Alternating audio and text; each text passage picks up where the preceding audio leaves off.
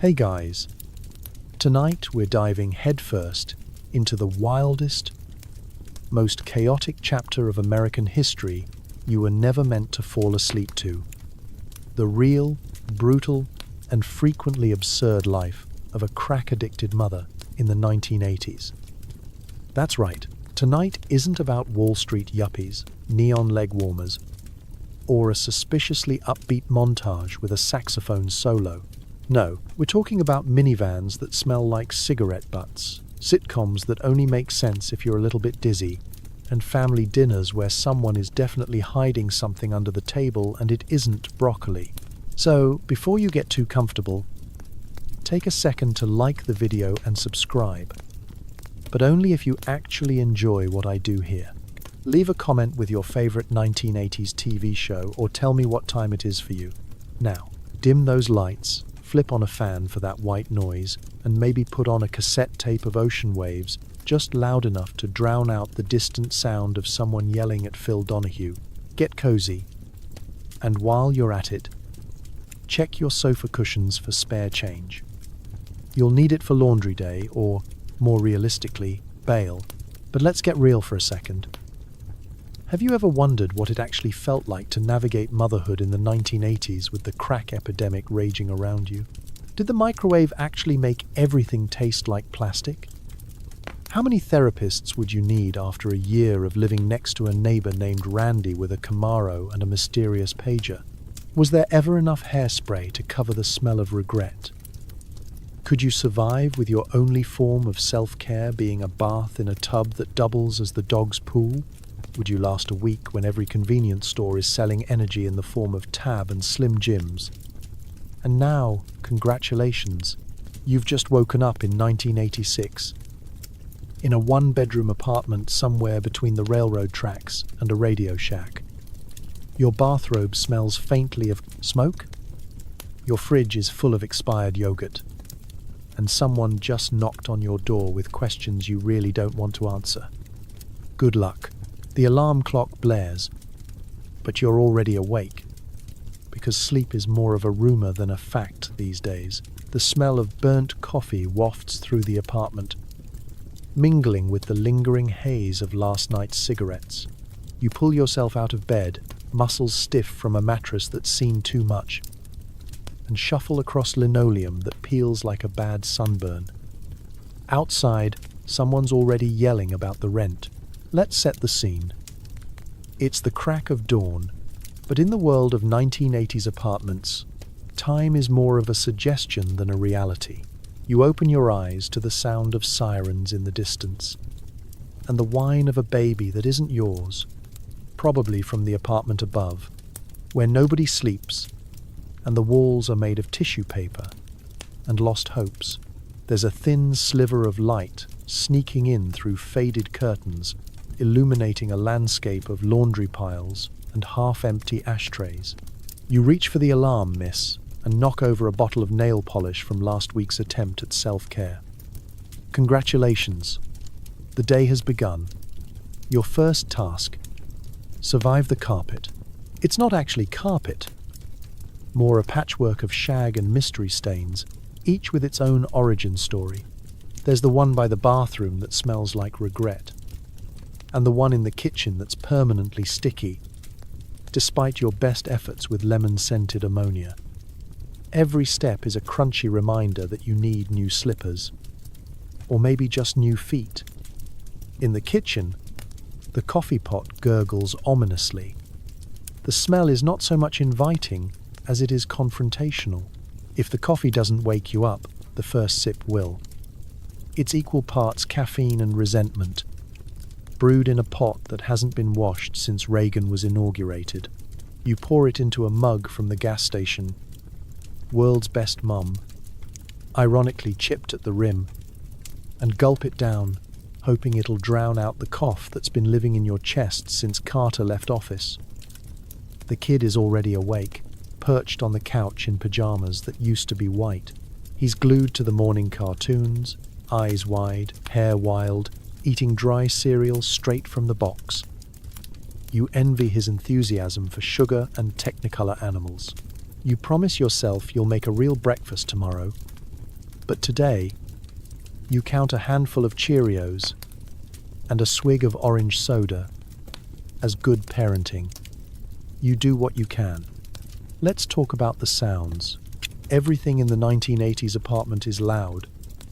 The radiator clanks like it's possessed. The neighbor's dog is barking. Again. Somewhere, a car backfires, followed by a burst of cursing and the distinct jangle of empty cans being kicked down the street. The soundtrack to your morning is less top 40, more urban wildlife documentary. You check the clock. The digital numbers flicker, cheap, unreliable, a metaphor for your entire sense of time. You're already late, of course. You grab whatever's cleanish from the laundry basket, which now doubles as your closet, and do a quick sniff test that would make your grandmother faint. You opt for jeans and a sweatshirt with a mysterious stain. Fashion is about survival, not statements. The bathroom is its own saga. You flick on the light, only to be greeted by a bulb that hums and threatens to go out for good. There's toothpaste crusted to the sink, hair in the drain, and a bottle of shampoo that's been refilled with water so many times it's now just a memory of cleanliness. You wash your face with cold water, avoiding the mirror as much as possible. Some things are better left unseen before noon. You lace up your shoes, if you can find both. One's under the couch, the other's near the door, next to a pile of overdue bills. The shoes don't match. But honestly, neither do your socks, and at this point, you count it as a win if you're wearing any at all. Before you leave, you pause by the window. The sun is trying, bravely, to cut through the grey of the city.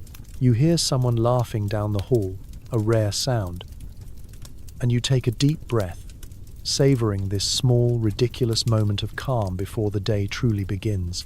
You lock the door behind you and step into the hallway, heart racing, coffee in hand, ready to face another day. You survived the first cough of the morning. Everything else is just bonus content. You reach for instant coffee, powdered creamer, and whatever cereal your kid hasn't eaten straight from the box. Breakfast is a negotiation with your nerves, a choice between another cup of caffeine or something stronger. You eye the glass pipe on the windowsill, but settle for the sweet crunch of sugar and artificial flavor, pretending you don't hear the sirens outside. Let's talk about priorities.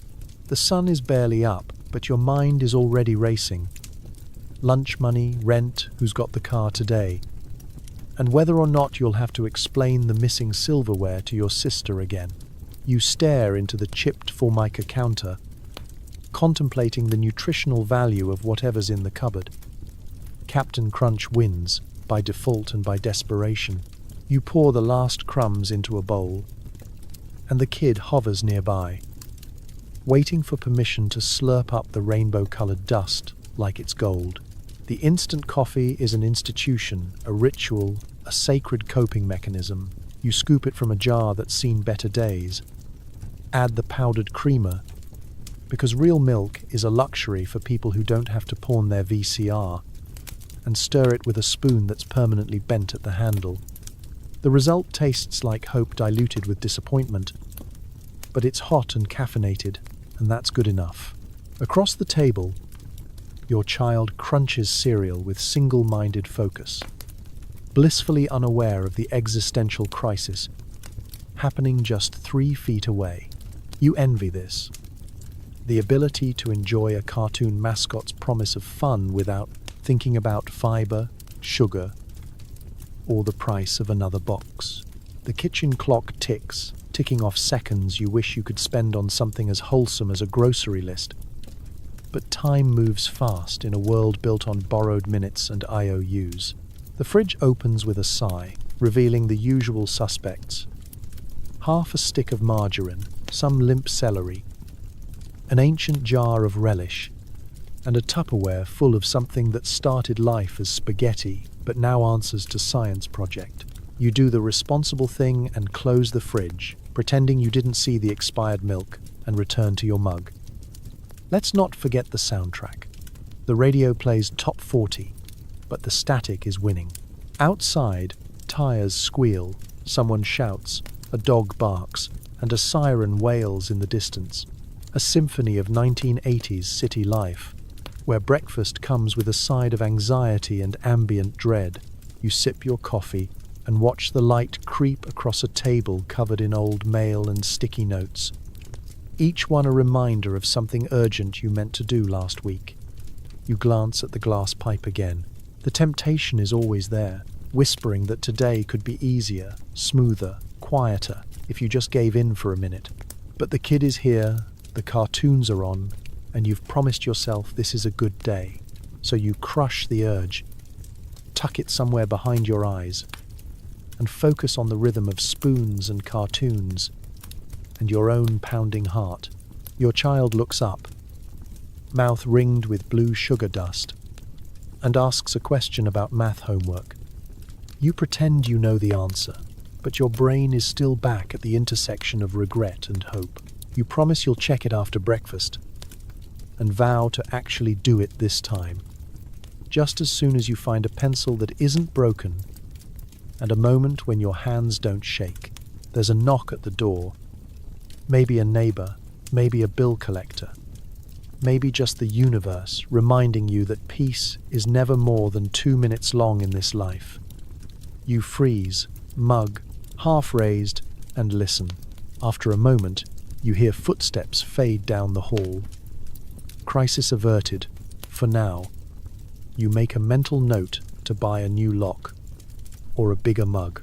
And so, breakfast ends not with a bang, but with a whimper and a vague sense of accomplishment. You clear the table, sweeping cereal crumbs into your hand and dropping them in the trash, where they mingle with yesterday's dreams and tomorrow's to-do lists. The coffee is gone, the pipe stays on the sill, and the day lurches forward. You survived another morning in the 1980s. Sugar high, nerves jangling, dignity mostly intact. Everything else is just lunch. The shower runs cold by the time you get in. There's a frantic scramble for soap. Your kid used it for science class again. As water splatters against cracked tiles, you practice your affirmations. I am awake. I am alive. I am only slightly melting. It's almost enough to drown out the distant sound of your neighbor arguing with the TV. Let's be honest. Calling it a shower is generous. It's more like standing under a leaky faucet while participating in a time trial version of Survivor. You've got 10 minutes before the hot water, patience, or your will to live gives out.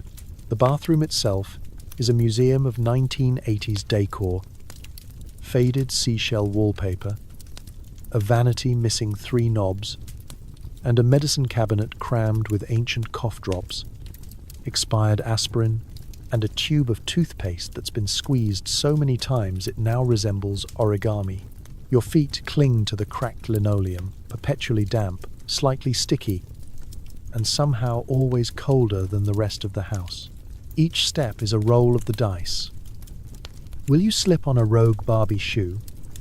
Or just stub your toe on the rusty scale that claims you weigh somewhere between don't ask and nice try? The only towel is damp from yesterday's emergency mop-up operation, and it smells faintly of mildew and defeat.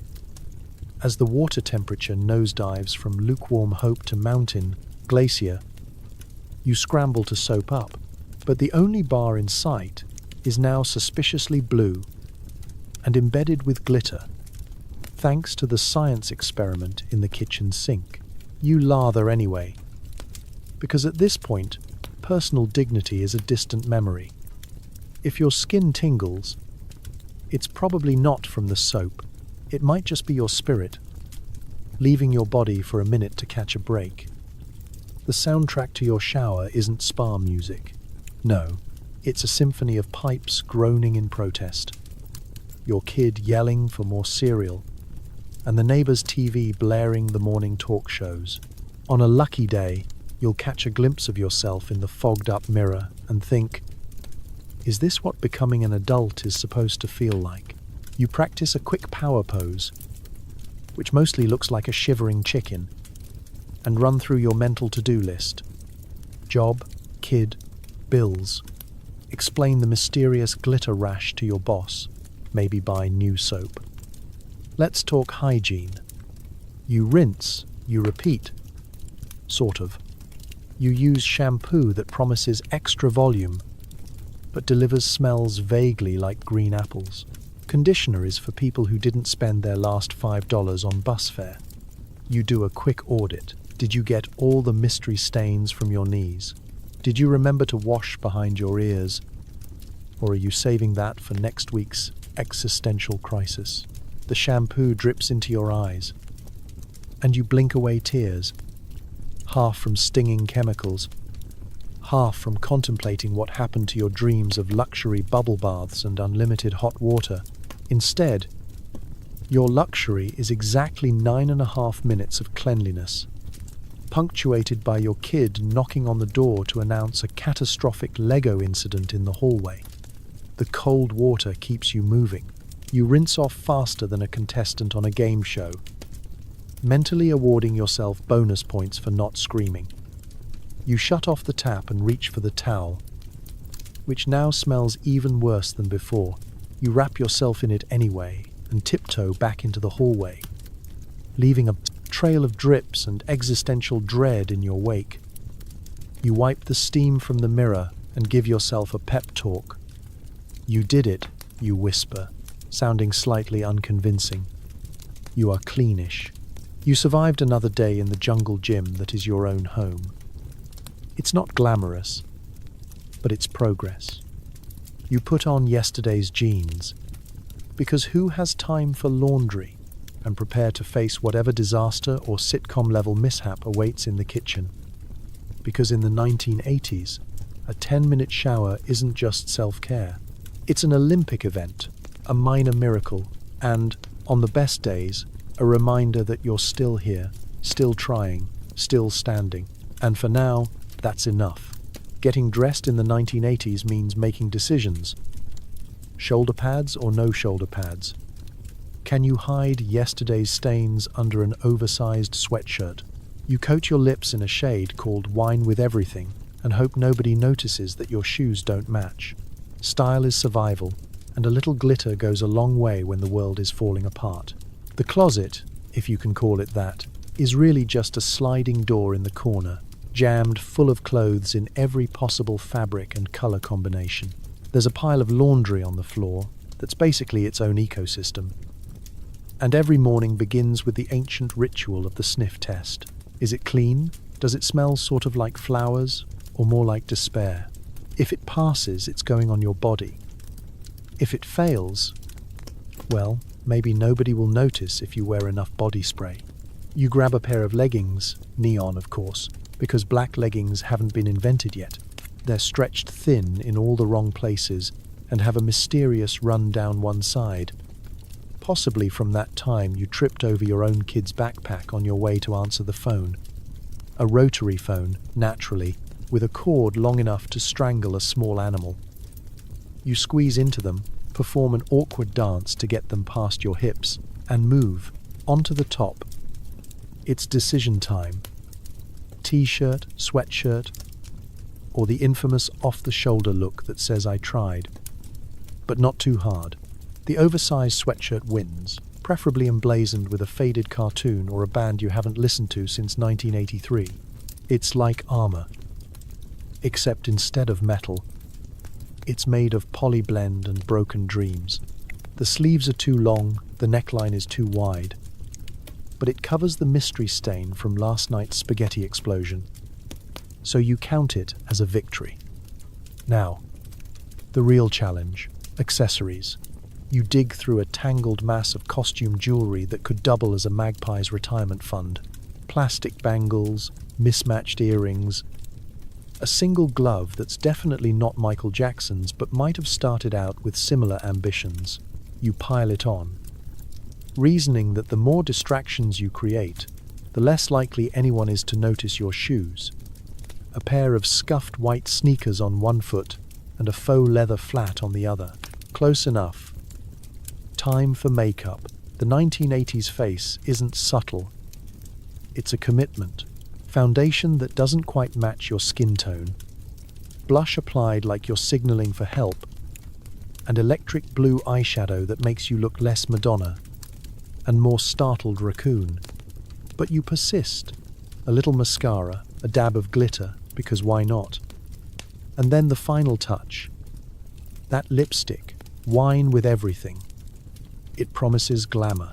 It delivers semi-permanent stains on every mug, collar, and cheek you come across. You step back to survey the results. The mirror, ringed with toothpaste splatters and childhood fingerprints, offers no judgment. You strike a pose, chin up, shoulder pads out, channeling every confident heroine from every TV movie you watched through static and bad reception. If you squint, you almost look like you have your life together. Almost. Your child enters, dressed in pajamas, and a cape made from an old pillowcase. Surveys your outfit and pronounces it weird. You shrug. In the 1980s, weird is the baseline. You pull on your jacket, denim, naturally, with a collection of pins and patches that are half badge of honor, half apology for the rips in the elbows, and search for your keys, which are always in the last place you look. Or, if it's a Monday, in the fridge next to the ancient margarine. Getting dressed isn't about looking good. It's about feeling like you have a fighting chance against the day ahead. It's armor, disguise, and hope, all layered in polyester and self-deprecating humor. You grab your bag, a tote printed with some faded 1970s slogan, and prepare to face the world, sparkling just a little and ready for anything. In the end, the 1980s fashion parade isn't about impressing anyone. It's about survival. It's about using whatever's in reach. Sequins, shoulder pads, scented hairspray, to create a version of yourself that feels brave, bold, and just the tiniest bit fabulous, even if only for the length of a Cyndi Lauper song. You step out the door, mismatched, glittering, and totally unstoppable for at least the next 10 minutes. Bundling your child into a car that probably needs an exorcism more than an oil change, you embark on the daily gauntlet of school drop-off. Every other parent looks suspiciously well-rested. You, meanwhile, fumble for the right words at the teacher's glare and hand over lunch money with a shrug, praying it covers something more nutritious than a vending machine burrito. Let's start with the vehicle itself. The car, a battered station wagon, or maybe a rust-patched sedan, is a rolling time capsule of the 1980s. The passenger seat is sticky from an incident involving grape soda and a lost gummy bear. The back seat is a minefield of broken crayons, half-eaten crackers, and a mysterious smell that seems to have developed sentience. The only thing holding the glove compartment closed is hope and a wad of old receipts.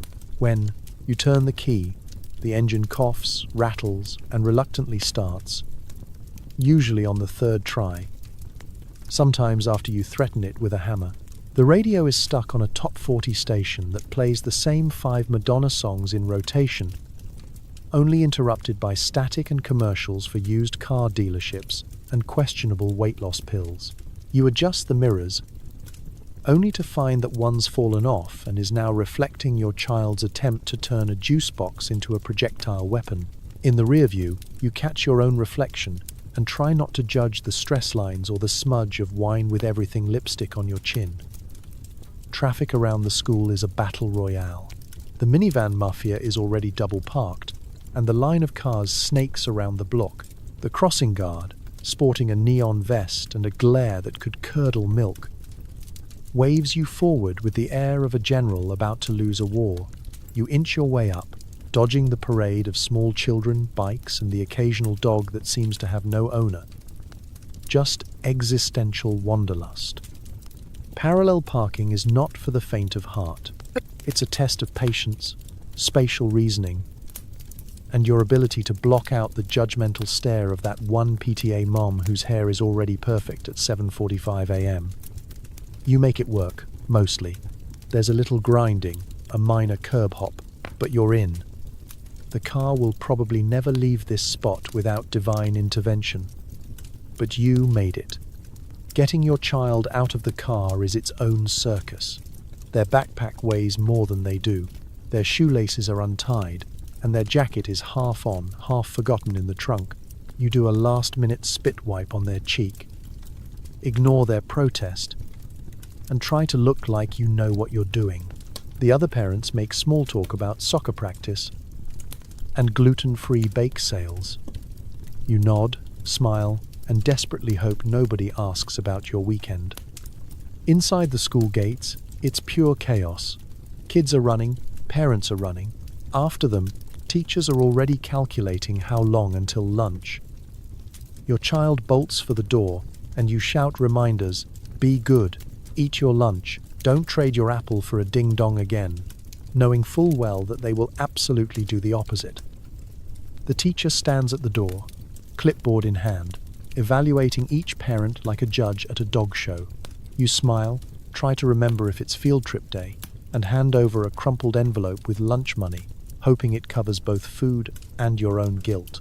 The teacher arches an eyebrow, probably remembering last week's incident with the magic markers, but says nothing.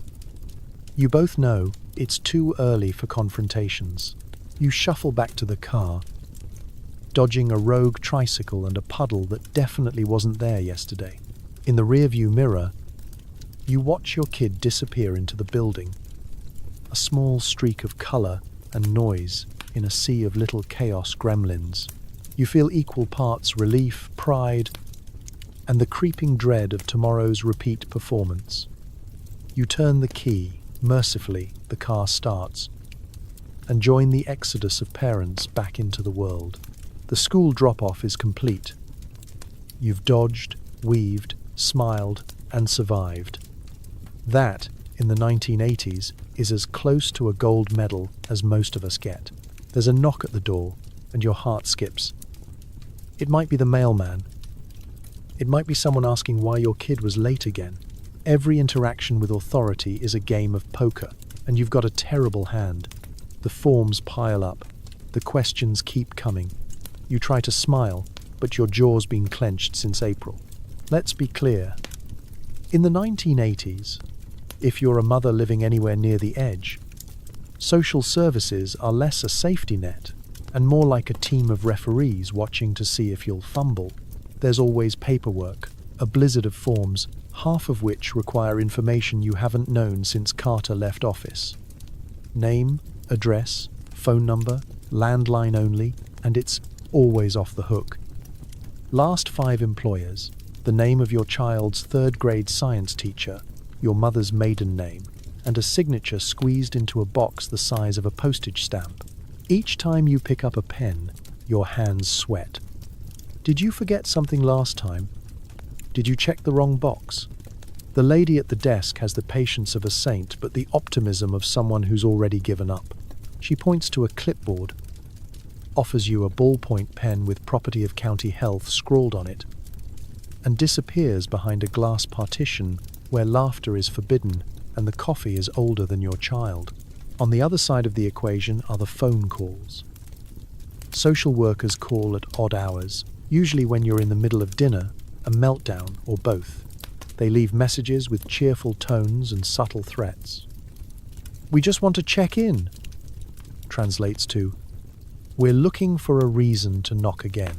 You rehearse your answers before picking up the phone, reminding yourself not to sound tired, not to sound angry, not to sound anything other than appropriately concerned, and definitely not overwhelmed. Home visits are an Olympic sport. You scrub the apartment until it smells like a chemical plant, hiding anything that looks remotely suspicious. Laundry piles, empty bottles, that ashtray shaped like a frog. You bribe your kid to behave. No, you don't know where they learned that word, and practice smiling in the mirror until your cheeks hurt. The knock finally comes, and you greet the caseworker with a tight smile and a firm handshake, praying they don't notice the pile of unpaid bills under the couch or the mysterious stain on the carpet. The questions are always the same, asked with a gentle, practiced concern that feels more like an audit than a conversation. How are you coping? I'm vertical. Is your child getting enough nutrition? Does breakfast cereal count? Have you had any recent visitors? Only existential dread. They glance around, scribbling notes on a pad, occasionally making eye contact like they're searching for the truth behind your carefully rehearsed lines. Then come the recommendations, flyers for parenting classes, brochures for food banks, stern advice about bedtime routines and healthy snacks. You nod along, clutching the stack of paper like a lifeline, knowing that the only thing you can count on is more paperwork. Every visit is a test you're terrified of failing, with consequences that range from a gentle warning to something much worse. And then there's the aftermath. When the door closes, you collapse onto the nearest chair, heart pounding, running through everything you said, wondering if you slipped up. Did you admit too much? Not enough? Is doing my best ever going to be good enough for someone whose job is to find what's wrong? Later, after your kid's in bed, you fill out yet another form, this one for housing assistance, maybe, or the utility discount you're pretty sure you don't qualify for. You write your answers in block letters, erase and rewrite, wondering if honesty is worth the risk, or if you should just say what you think they want to hear. Because here's the secret. Nobody's rooting for you to fail, but nobody's exactly helping you win, either. It's a system designed by people who've never had to choose between rent and ramen noodles. In the 1980s, survival means mastering the art of paperwork, charm, and plausible deniability, rolling the dice, and praying your number doesn't come up. You tuck the forms away, unclench your jaw, and wait for the next knock. Because in this game, you never know who's going to be at the door. You brave the fluorescent-lit aisles of the local supermarket, clutching a purse full of coins and expired coupons. Every decision, milk or cigarettes, apples or instant ramen, feels like a moral test. You watch prices climb while the checkout clerk looks at you like you're about to steal the gum. Maybe you are. Let's talk about the ritual of the 1980s grocery store. It's less retail therapy and more urban survival challenge. The doors whoosh open, and you're greeted by a blast of cold air that smells faintly of bleach, freezer burn, and fear. The carts rattle in protest. The wheels have never, in the history of shopping, rolled straight. One veers left, one veers right, and one seems determined to return to the wild. You choose the least haunted-looking cart, adjust your grip on your coin purse, and step into the maze. You start with the basics. Milk, bread, maybe eggs if the price hasn't doubled since last week. Each item is a negotiation. Whole milk or skim, white bread or wheat, which costs 50 cents more but feels like a life upgrade. Apples for the kid, but only if they're on sale. And if not, there's always the red delicious ones that taste like cardboard and broken promises. The produce aisle glows under unforgiving lights. Every apple waxed to a shine. Every banana somewhere between neon green and existential crisis. You scan the shelves for deals, flipping through coupons that expired last Tuesday, silently praying the cashier won't notice if you fold them just right. There's a game here. Match the coupons, dodge the store-brand knockoffs, and avoid the cheerful end caps that advertise things you can't afford, like ice cream or optimism. Every price tag is a mini panic attack. Did macaroni and cheese always cost this much? Has toilet paper always been a luxury item? The cereal aisle is a battlefield of its own. The kid wants something with a cartoon mascot and a prize inside. You want the cheapest box that'll last the week and maybe won't rot their teeth entirely. There's a standoff. Cap'n Crunch glares from the shelf, but store-brand corn flakes win by a landslide, mainly because you found a coupon and it's triple value week. You try to look victorious. The kid sulks. Nobody wins. You wander into the meat section, which smells like both yesterday and last year. There are hot dogs, ground beef with a suspiciously high percentage of other, and chicken legs marked manager's special, which is code for cook it today or regret it tomorrow. You eye the steak, then eye your wallet, then move on, telling yourself it's better for your cholesterol anyway. Frozen foods are next. Bags of mixed vegetables, boxes of pizza rolls, and the eternal question, should you spend your last $5 on something green?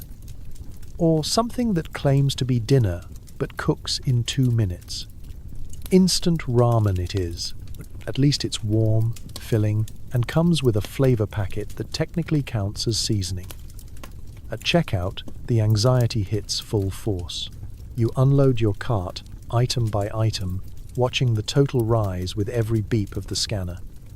The cashier is bored, unimpressed, and definitely judging the state of your coupons. You count out quarters, dimes, and pennies, the math getting harder as the line behind you grows. Someone sighs. Someone taps a foot. You feel your face burn. There's always the moment of truth. Did you bring enough? Is it going to be apples or cigarettes this week? You make choices in real time, telling the cashier to put back the fancy juice and the extra pack of gum. Maybe next time, you tell yourself, knowing full well there's never a next time. Just the same time, all over again. Bags in hand, you leave with the essentials, plus maybe one small treat if you could swing it. The sliding doors open and you step back into the world, feeling like you just passed a test you didn't study for.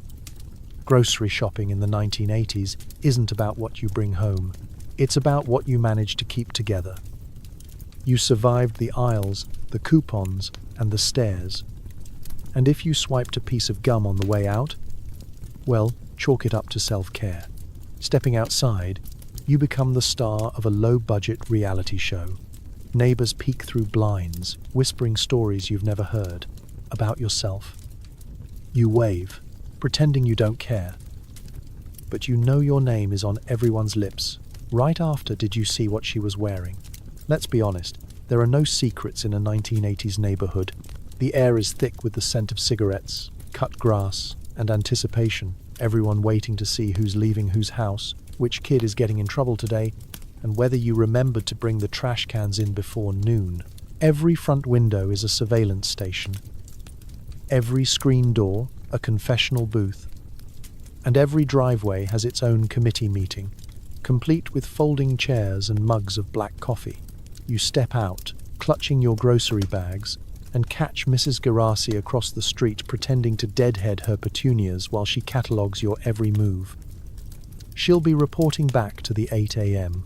gossip hotline, her kitchen table, where information is exchanged with the efficiency of a Cold War spy ring. You can almost hear her. She's wearing the same sweatshirt as yesterday, and I think her child had Pop-Tarts for breakfast. Again, you try to project confidence, shoulders back, chin up, walk like you've got somewhere to be, even if it's just the mailbox.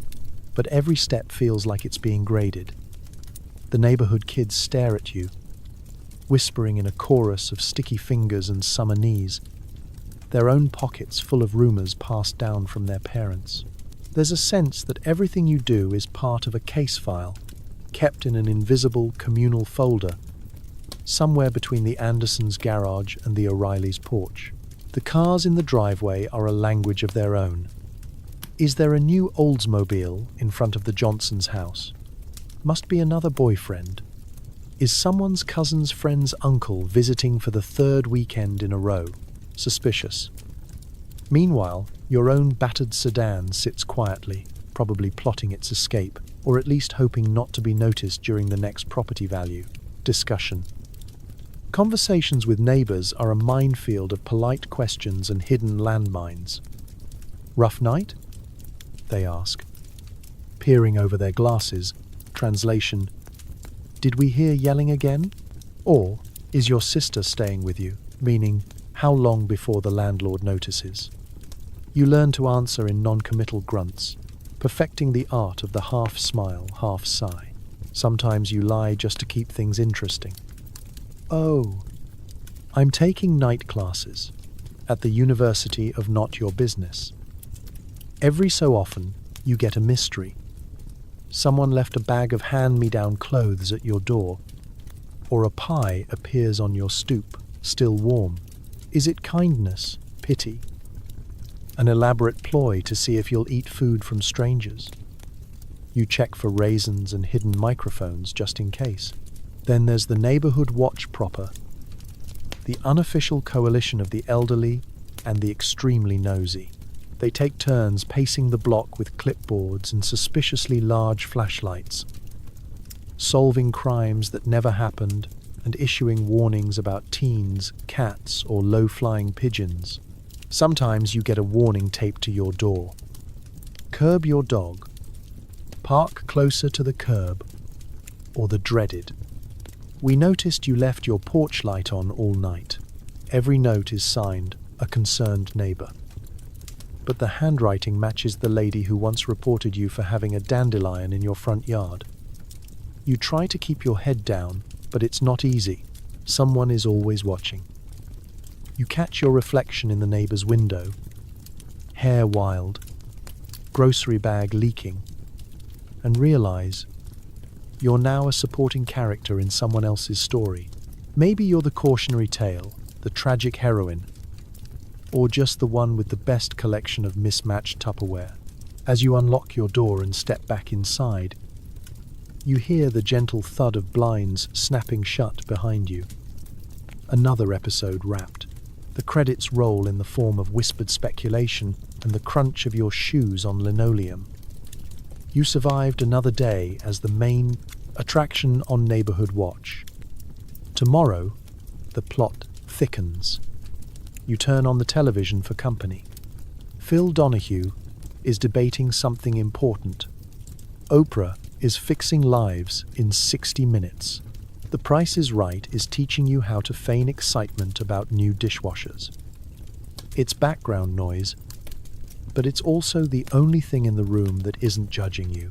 There's something oddly comforting about the glow of the TV in the middle of the day, especially when the world outside feels hostile and the walls of your apartment are closing in.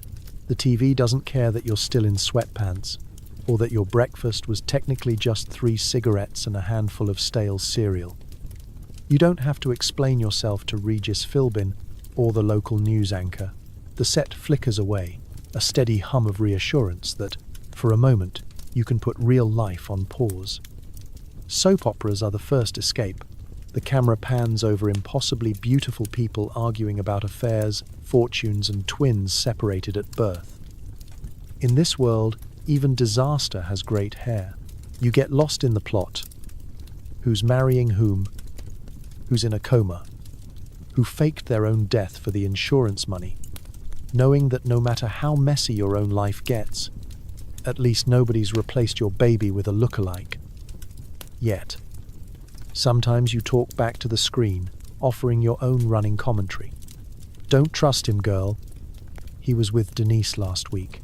The cat, curled up on your lap, is your only witness and your only loyal companion. Then comes the parade of talk shows. The Phil Donahue audience is fired up about taxes, hair loss, or teenagers these days. You watch as an expert panel debates the moral crisis of tight jeans, and you wonder if anyone on stage actually pays their own bills. It's equal parts circus and group therapy, the audience nodding along as if they too have all the answers. Somewhere, Oprah is orchestrating a miracle. She hugs a guest, gives away a car, or introduces a new self-help book. And for a second you wonder if you should buy a journal and start over, right after your next nap. Commercial breaks are their own kind of reality check. Ads for diet shakes, miracle cleaning sprays, psychic hotlines, and the world's sharpest set of steak knives parade across the screen. A local lawyer promises to get you cash for your accident. and a guy with suspicious hair tries to sell you a timeshare in Florida. You watch it all, making mental notes you'll never use, tempted by the idea that happiness could be delivered in 4 to 6 weeks. Plus shipping and handling. You switch channels, chasing the sweet spot between boredom and anxiety. Game shows are your guilty pleasure. The one place where everyone seems genuinely thrilled just to guess the price of a vacuum cleaner. "Come on down!" the host yells. And you cheer along as a woman in a bedazzled sweatshirt wins a new car and nearly faints with joy. There's something cathartic about watching strangers lose their minds over a washer-dryer combo. Especially when your own dryer is a clothesline in the wind. It's easy to get sucked into the rhythm of daytime TV, the rising and falling action of other people's drama. There are no consequences for skipping an episode, no pressure to keep up. The plot resets each day, just like you do. When your own problems feel too heavy, you can always flip over to a courtroom show and let Judge Judy do the yelling for you. Outside, life marches on. Bills pile up, kids scream, neighbors knock, and the phone rings. But for a couple of hours, you live vicariously through commercial breaks and audience applause, insulated by the static and the familiar, numbing cadence of TV land. There's no judgment here, only distractions, glossy, overacted, and deliciously safe. When the screen finally fades to static, you snap out of your trance and return to the real world. The dishes still need washing, the errands haven't run themselves, and there's a new mountain of paperwork on the table. But for just a while, the TV gave you exactly what you needed. Company, comfort, and the reminder that no matter how dramatic life gets, there's always someone, somewhere, with a storyline a little wilder than your own. Making ends meet is a full-time job. Maybe you clean houses, maybe you watch someone else's kid for a few bucks, maybe you sell knickknacks at the flea market. The hustle never stops. You become an expert in making a dollar stretch and in explaining away every mysterious $10 bill. It's not just about employment, it's about survival. And survival in the 1980s means being able to juggle 3 side gigs and still have energy left to bargain with the landlord. You wake up with a to-do list that looks more like a ransom note. Pick up groceries, find quarters for laundry, call Mrs. Wilson about babysitting, and see if anyone at the bar needs help moving furniture. You don't have a schedule, you have a scavenger hunt, and every maybe is a potential meal. Cleaning houses isn't glamorous, but it's steady, sort of. You show up at someone else's dream home, armed with a caddy of supplies and a playlist of daydreams.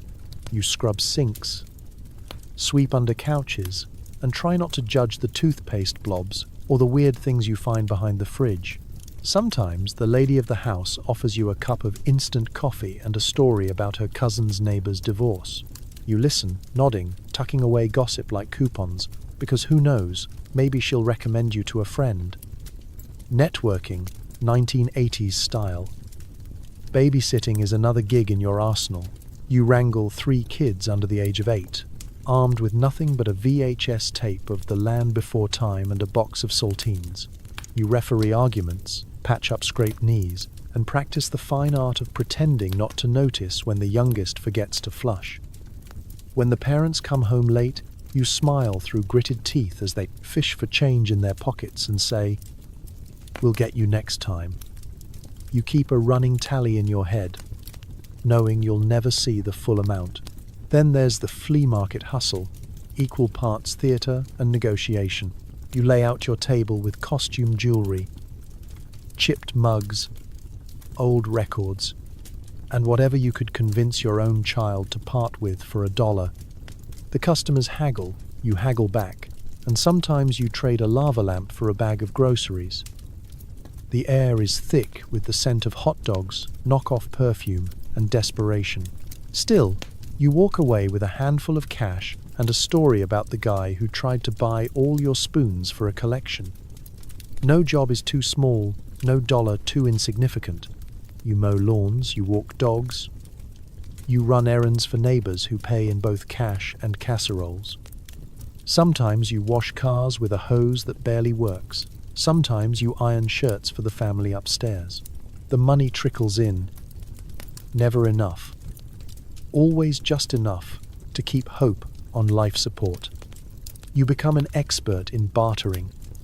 A ride to the laundromat for a bag of groceries. Watching a neighbor's kid in exchange for a haircut in the kitchen. You know which pawn shop gives the best deal on jewelry, which gas station lets you prepay in coins, and which corner store owner won't ask questions if you're 50 cents short. At the end of the week, you tally up your earnings, a stack of crumpled bills, some coins, and maybe a gift card to a diner that hasn't updated its menu since Nixon. You pay what you can, rent, electricity, groceries, and shuffle the rest into envelopes labeled emergencies, school trip, and maybe fun. Someday. There's no room for luxury, but you splurge on a bag of chips or a soda because you earned it. You become a master of stories, too. When someone asks about that extra $10, you have a dozen answers. Babysitting, you say. Sold some books, you say. Don't worry about it, you say, with a wink and a shrug. Because the first rule of hustling in the 1980s, never let them see how tired you are. So you hustle and you get by, barely, brilliantly, and against all odds. The art of making ends meet is the art of never letting them see you sweat.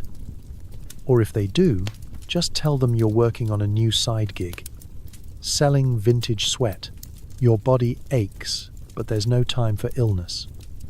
The free clinic is a maze of paperwork, waiting rooms, and nurses who ask too many questions. You rehearse your answers in advance. Every cough is a cause for concern. And for cover stories, it's the 1980s. And unless you have a good job, and who does, you're not seeing a family doctor in a mahogany-paneled office.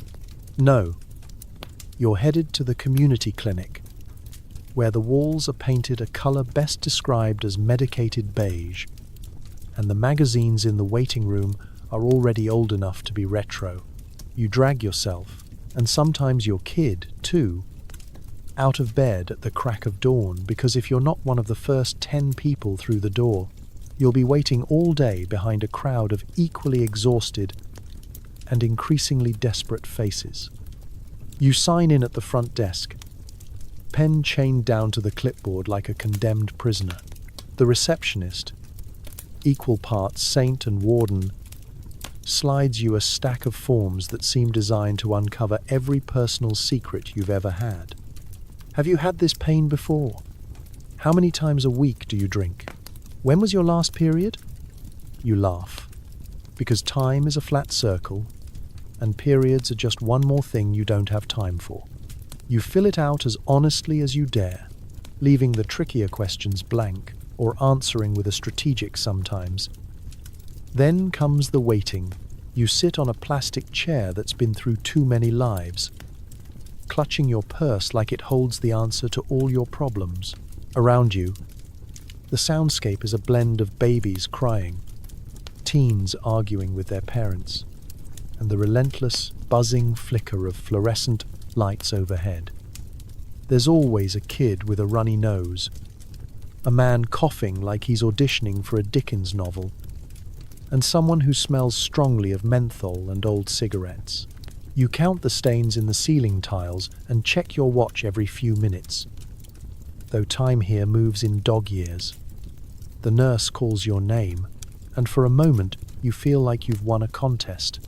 She leads you down a hallway lined with posters about quitting smoking, eating more vegetables, and not sharing needles.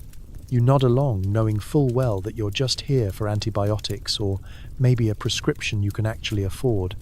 The nurse takes your blood pressure, high, but you're not surprised.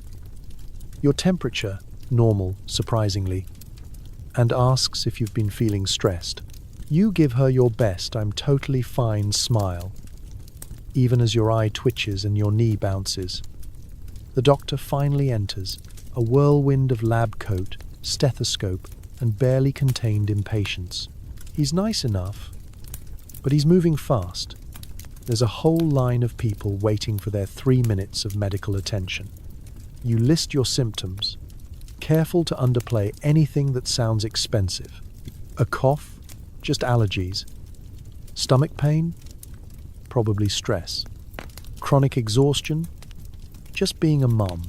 He asks about your job, your home, your habits, and you do your best to make everything sound normal, healthy, and under control, even if it's a lie told out of necessity. You leave the exam room clutching a prescription and a pamphlet on stress management, as if a few breathing exercises and herbal tea are going to fix a decade of survival mode living. At the front desk, you stare at the bill, which says, "Pay what you can." You pay what you can, which is usually less than what they want, but more than what you can spare. You promise to come back for a follow-up you know you'll reschedule at least 3 times. On your way out, you pass the pharmacy window, where a tired-looking tech slides you a bag of pills and a lecture on taking as directed. You nod, tuck the instructions into your purse, and head out into the sunlight, blinking and grateful to be back in a world where the questions are easier, even if the answers are just as hard. Navigating the health system in the 1980s isn't about getting well, it's about getting by. It's learning how to stretch a bottle of pills, how to treat a fever with cold washcloths and hope, and how to smile through pain because being sick isn't an option. You walk home slow, body aching but spirit unbroken, ready to face the next challenge, whatever it is, armed with nothing but determination and maybe, finally, a little relief. You scrub the kitchen counters until your hands are raw, spraying enough Pine Sol to knock out a horse. The illusion of order is everything. Toys are shoved into closets, dishes hidden in the oven, and you pretend your life is a sitcom with a happy ending just around the next ad break. The truth is, in the 1980s, domestic perfection isn't just a personal goal, it's a survival tactic. The whole world is watching, or at least your neighbors are, and the messier your life feels, the more you double down on getting those counters to shine. You wipe away last night's spills, a sticky map of grape juice and ketchup, each stain a remnant of minor chaos. You keep cleaning long after the surface looks clean, scrubbing not just the grime, but the worry, the exhaustion, the feeling that at any moment someone could drop by and see the truth. The living room is a landmine field of clutter and last-minute miracles. A knock on the door sends you into Olympic mode. Shoes vanish under the couch. Crumbs are swept into corners. The coffee table transforms from a dumping ground to a carefully curated landscape. A bowl of plastic fruit, 3 magazines you never read, and 1 flower in a glass that's supposed to be a vase. The curtains are always open just enough to let in light, but not enough for anyone to see the pile of laundry lurking behind the armchair. You run the vacuum like it's a race against time, pushing it over the same spot again and again, as if sheer effort can erase the evidence of another exhausting week. The sound is oddly soothing, a white noise machine masking the inner monologue of anxiety and guilt. When the bag is full, you dump it out, taking a weird satisfaction in seeing tangible proof that you accomplished something, even if it's just removing 3 pounds of crushed Cheerios from the carpet. Every surface in the house tells a story. The bathroom sink, gleaming from its twice-daily wipe-down, is ringed with toothpaste spatters and the ghost of eyeliner that survived the weekend. The towels are stacked with military precision, though at least half are really just cleanish, hastily dried over the heater. Even the toilet paper is folded at the edge, like you're expecting a visit from the Queen, or maybe just a judgmental mother-in-law. The kitchen is the battleground where order and entropy fight for supremacy. You line up the mugs, hide the dirty ones behind the cereal boxes, and stack pots in the oven, hoping nobody will be hungry for lasagna if they drop by unannounced. If the dishes are clean and the stove isn't sticky, you count the day as a win. And the bedrooms? Don't open those doors. You've stashed everything you couldn't find a place for in the closet, behind the dresser, under the bed. The clean you present to the world is as carefully constructed as the sitcom reruns that play in the background. Just like those shows, your house has a laugh track. Yours, brittle and tired, echoing off the lemon-scented floors. You put on a fresh shirt, spray yourself with something that claims to be spring rain, and check your reflection in a window. For a second, you look like you belong in one of those magazine ads for breakfast cereal or floor wax. You smile, straighten a cushion, and remind yourself, this is good enough. Maybe it's not real, but it's believable. And that's half the battle. Because here's the secret nobody tells you.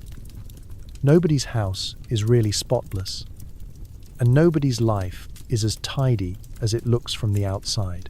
We're all just hiding dirty dishes, hoping for compliments on the living room, and wishing the applause would come before the next commercial break. So you keep up appearances, not for the world, but for yourself. A fragile shield against chaos, a daily proof that you still care, and a gentle lie you tell because sometimes, just sometimes, it helps you believe that a happy ending could be waiting just around the next episode. You sit in a tiny chair, knees jammed under a miniature table, as the teacher reads off your child's areas for growth. You nod, agree, apologize, and swear you'll work on it. The word disruptive is used like seasoning. You wonder if there's a support group for parents who never get gold stars. Let's set the scene. Fluorescent lights buzzing overhead, educational posters peeling at the corners, and the faint aroma of Elmer's glue and tempera paint lingering in the air. You're surrounded by artwork, handprints, turkeys, and a poster about sharing, none of which feels particularly relevant as you try to fold yourself into a seat that was never designed for adult anatomy or adult anxiety. The teacher sits across from you, a clipboard in hand, her expression a blend of exhaustion and gentle concern. You brace for impact as she begins to recount the highlights. And, let's face it, mostly lowlights of your child's academic career. He's very bright, but the but is always lurking, like a plot twist you saw coming a mile away. She's got lots of energy. Translation: she can't sit still. He's creative. Translation: he's drawn a mustache on every historical figure in his workbook. You nod and smile, trying to channel your most responsible together self, the one who packs nutritious lunches and never forgets permission slips. In reality, you're just hoping your shirt is clean and you remembered to brush your hair. The teacher highlights areas for growth, organization, focus, not bringing live insects for show and tell. You promise you'll address these at home, even though you know your authority in the face of a determined 8-year-old is roughly equivalent to a traffic cone in a hurricane. The word disruptive pops up repeatedly. It's become a kind of punctuation in the teacher's script, an all-purpose explanation for why your child is apparently leading a rebellion in the classroom. You deflect with a joke. He gets it from his father. But the teacher doesn't laugh. She is, after all, the gatekeeper of report cards, field trips, and the ever-dreaded needs improvement box. There's a moment when the conversation pivots to the home front. Is everything okay at home? She asks, her tone gentle, but the question lands with the weight of a lead balloon. You dodge with a practiced smile. We're doing our best, you say, which is the truth, even if it doesn't sound impressive. You wonder if she knows about the late nights, the early mornings, the desperate negotiations to get shoes on the right feet and lunches out the door. The meeting winds down with a list of suggestions. Reading for 20 minutes a night, setting a regular bedtime, signing the homework folder every day. You nod, knowing full well your evenings are already a marathon of microwave dinners, bath time negotiations, and last-minute science fair emergencies. You add the teacher's suggestions to the growing list of parental shoulds. Right next to find time for self-care, and don't let the kid eat cereal for dinner more than twice a week. When it's finally over, you stand, knees cracking, and thank the teacher for her time. You're handed a packet of resources, tips for organization, a calendar of school events, and a flyer for an upcoming bake sale you absolutely do not have the energy to participate in. You squeeze your way out of the classroom, dodging other parents with the same look of grim determination. On the way home, you replay the conversation, wondering if you said the right things, if your kid is really that disruptive, if there's a secret to this whole parenting thing that everyone else knows. You promise yourself you'll try harder, do better, maybe even volunteer for that bake sale. You won't. Because parent-teacher conferences aren't just about your kid. They're about you too. Dodging guilt, deflecting shame, and defending your parenting like it's a final exam nobody prepared you for. You sigh. Remind yourself that nobody gets gold stars every day, and head home to your tiny rebel, ready to do it all again tomorrow. Tantrums aren't just for kids.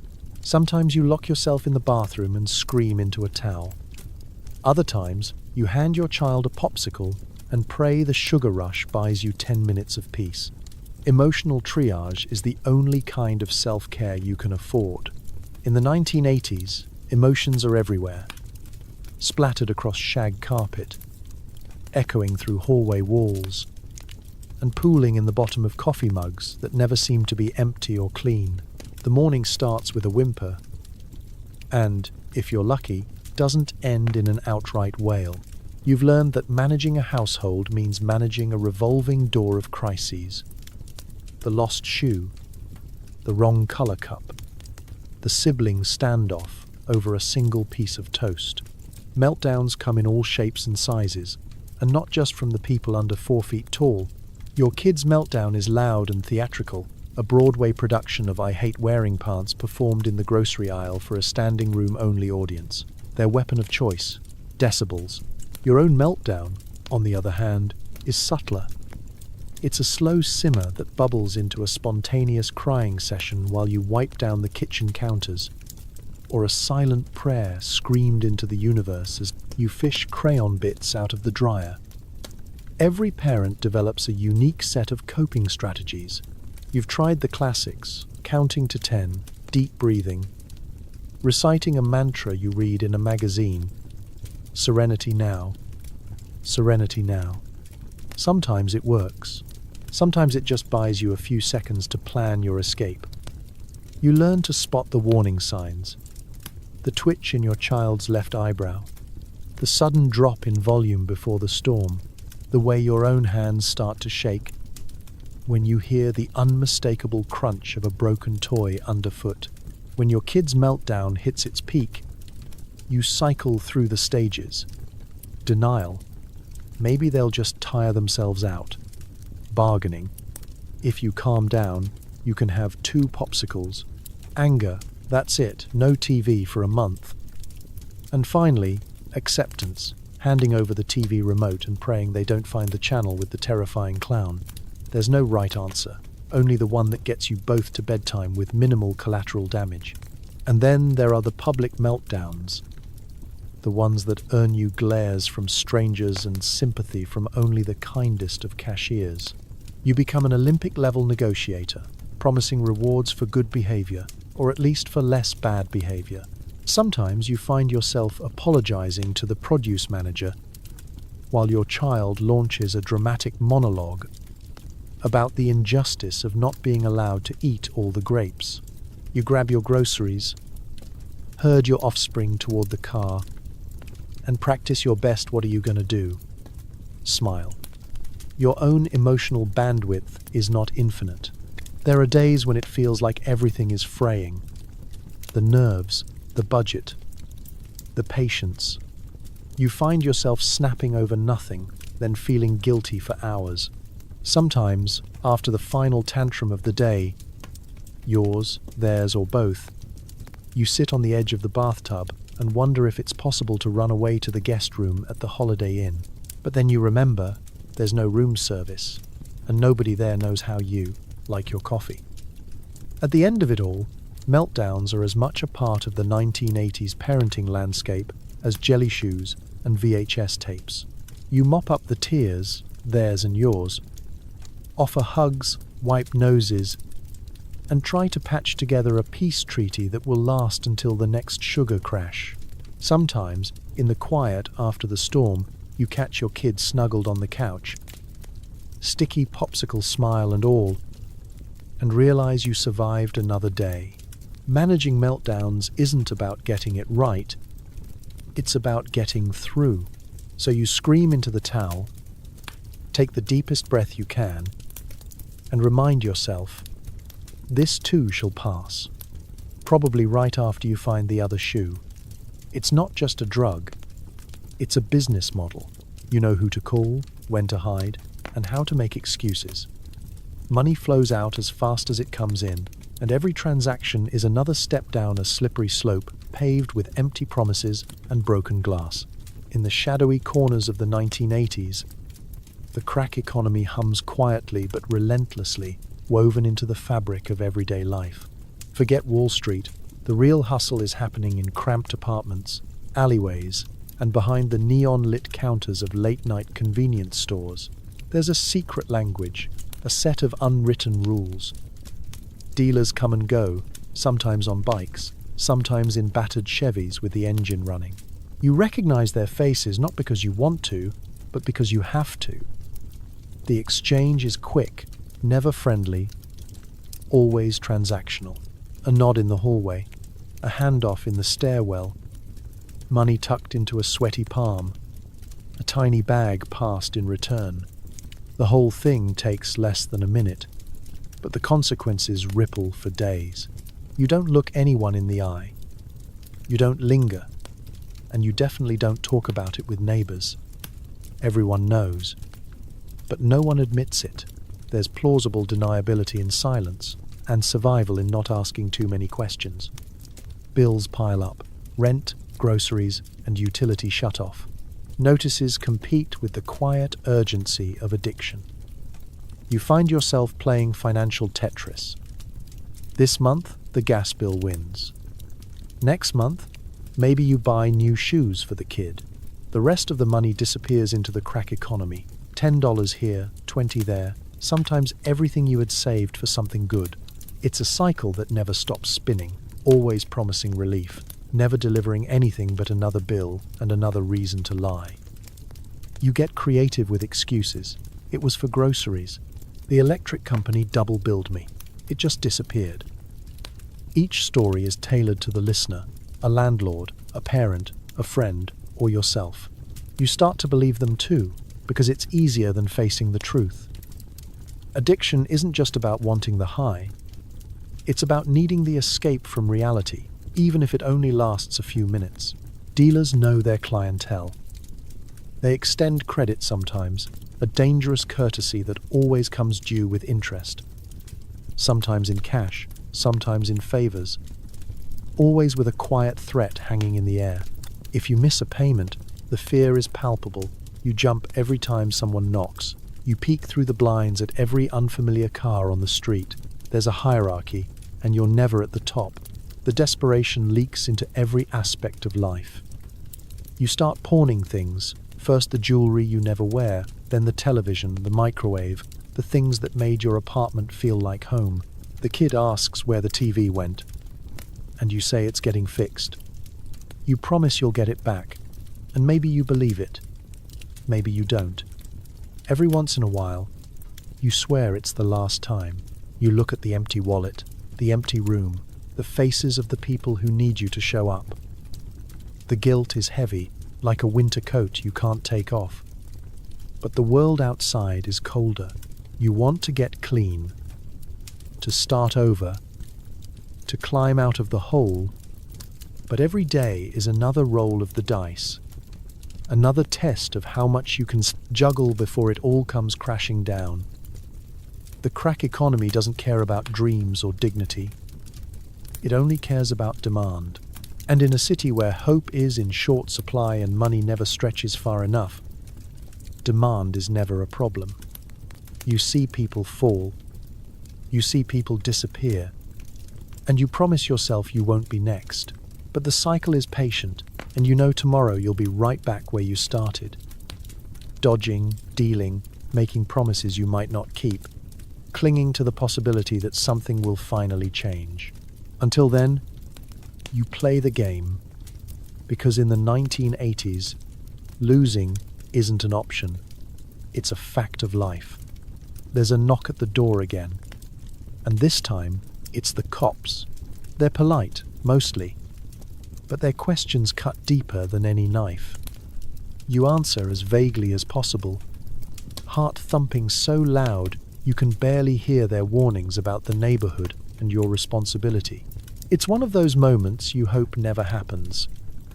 But in the world of the 1980s crack epidemic, it's almost inevitable.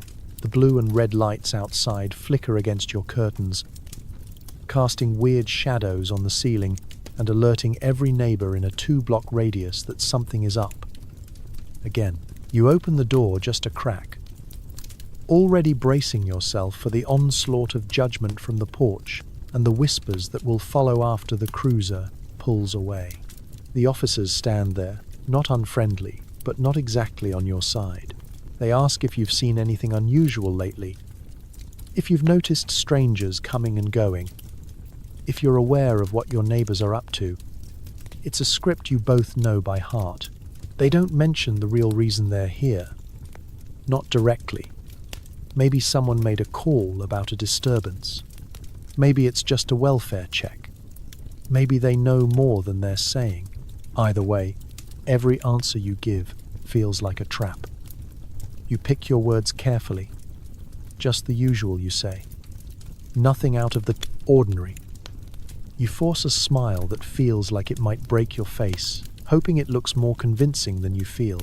They look over your shoulder, into the apartment, the mess on the coffee table, the child's artwork on the fridge, the stack of unopened mail.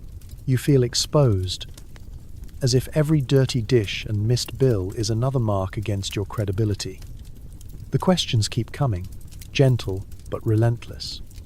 How's your child doing in school? Have you noticed anyone hanging around who doesn't live here? Anything you want to tell us? You shake your head and try not to fidget, but your fingers dig into your palms until they ache. You wonder how much they know, how much they guess, and whether your face is giving anything away. It's not just about you, of course. The police visit is theatre, a performance for the whole neighborhood. You can feel eyes on you from behind curtains. Sense the hush as people press their ears to the walls, desperate for a scrap of gossip to turn into legend. Tomorrow, everyone will have a theory. Some benign, some wild. All of them delivered with the confidence of someone who's never had a cruiser outside their own door. Maybe the cops mention the crack problem directly. Maybe they don't. Maybe they hint around it, talk about concerns and increased activity. Maybe they say the word safety so many times it starts to lose all meaning.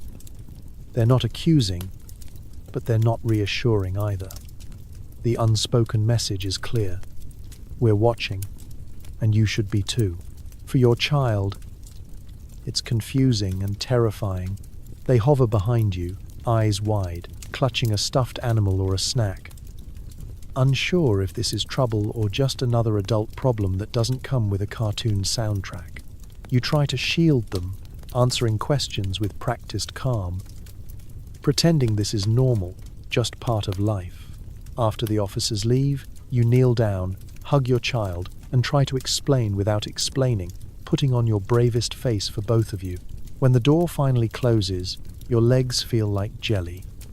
You slide down to sit on the floor, back pressed to the wood, and let out a breath you didn't know you were holding.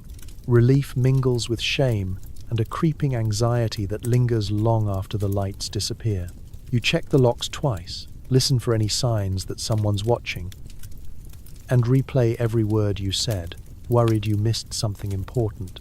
Later, you sit at the kitchen table, hands wrapped around a mug of coffee gone cold. You stare out the window, eyes flicking from car to car, wondering if there will be another knock tomorrow, or if you'll ever be able to really relax again. In the 1980s, a police visit isn't just a blip in your day.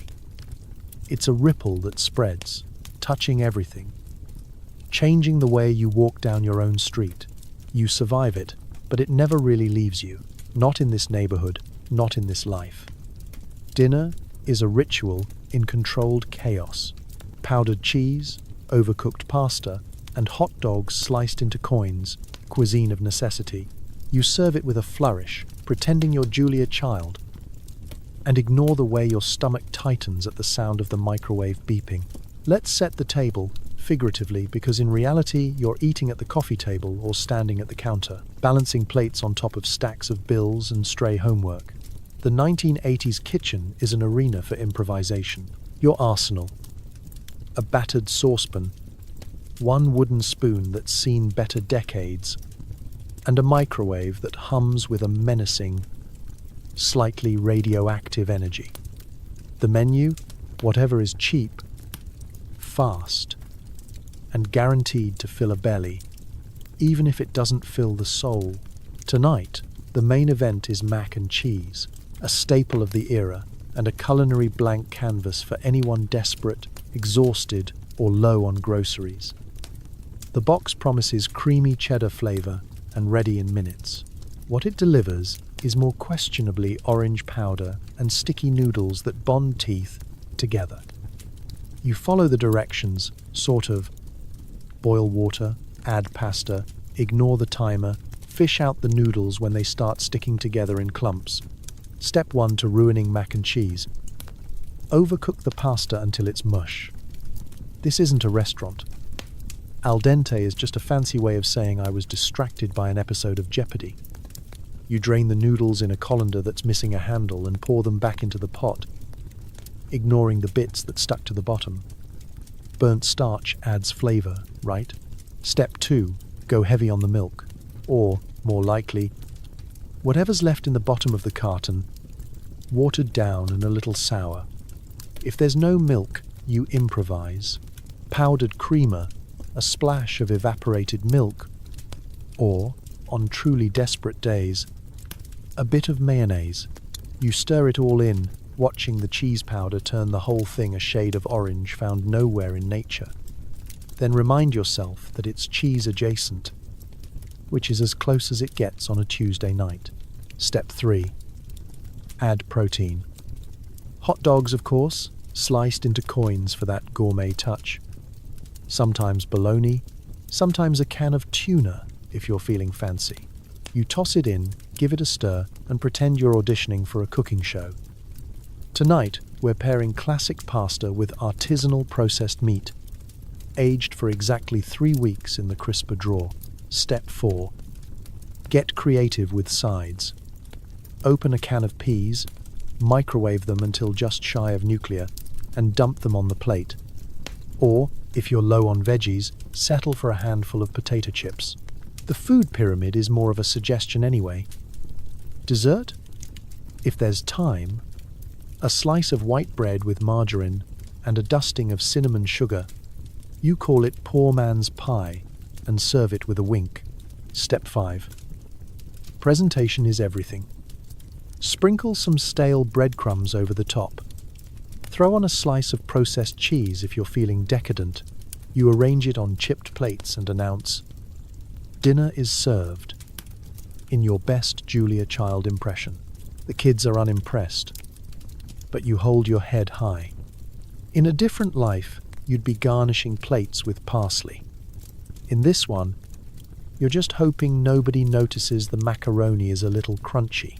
The meal is eaten quickly, between homework and bath time negotiations, with plenty of second helpings, because carbs are cheap and hunger is patient.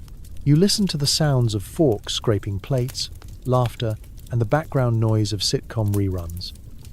You keep the conversation light, steering clear of topics like, why can't we have pizza?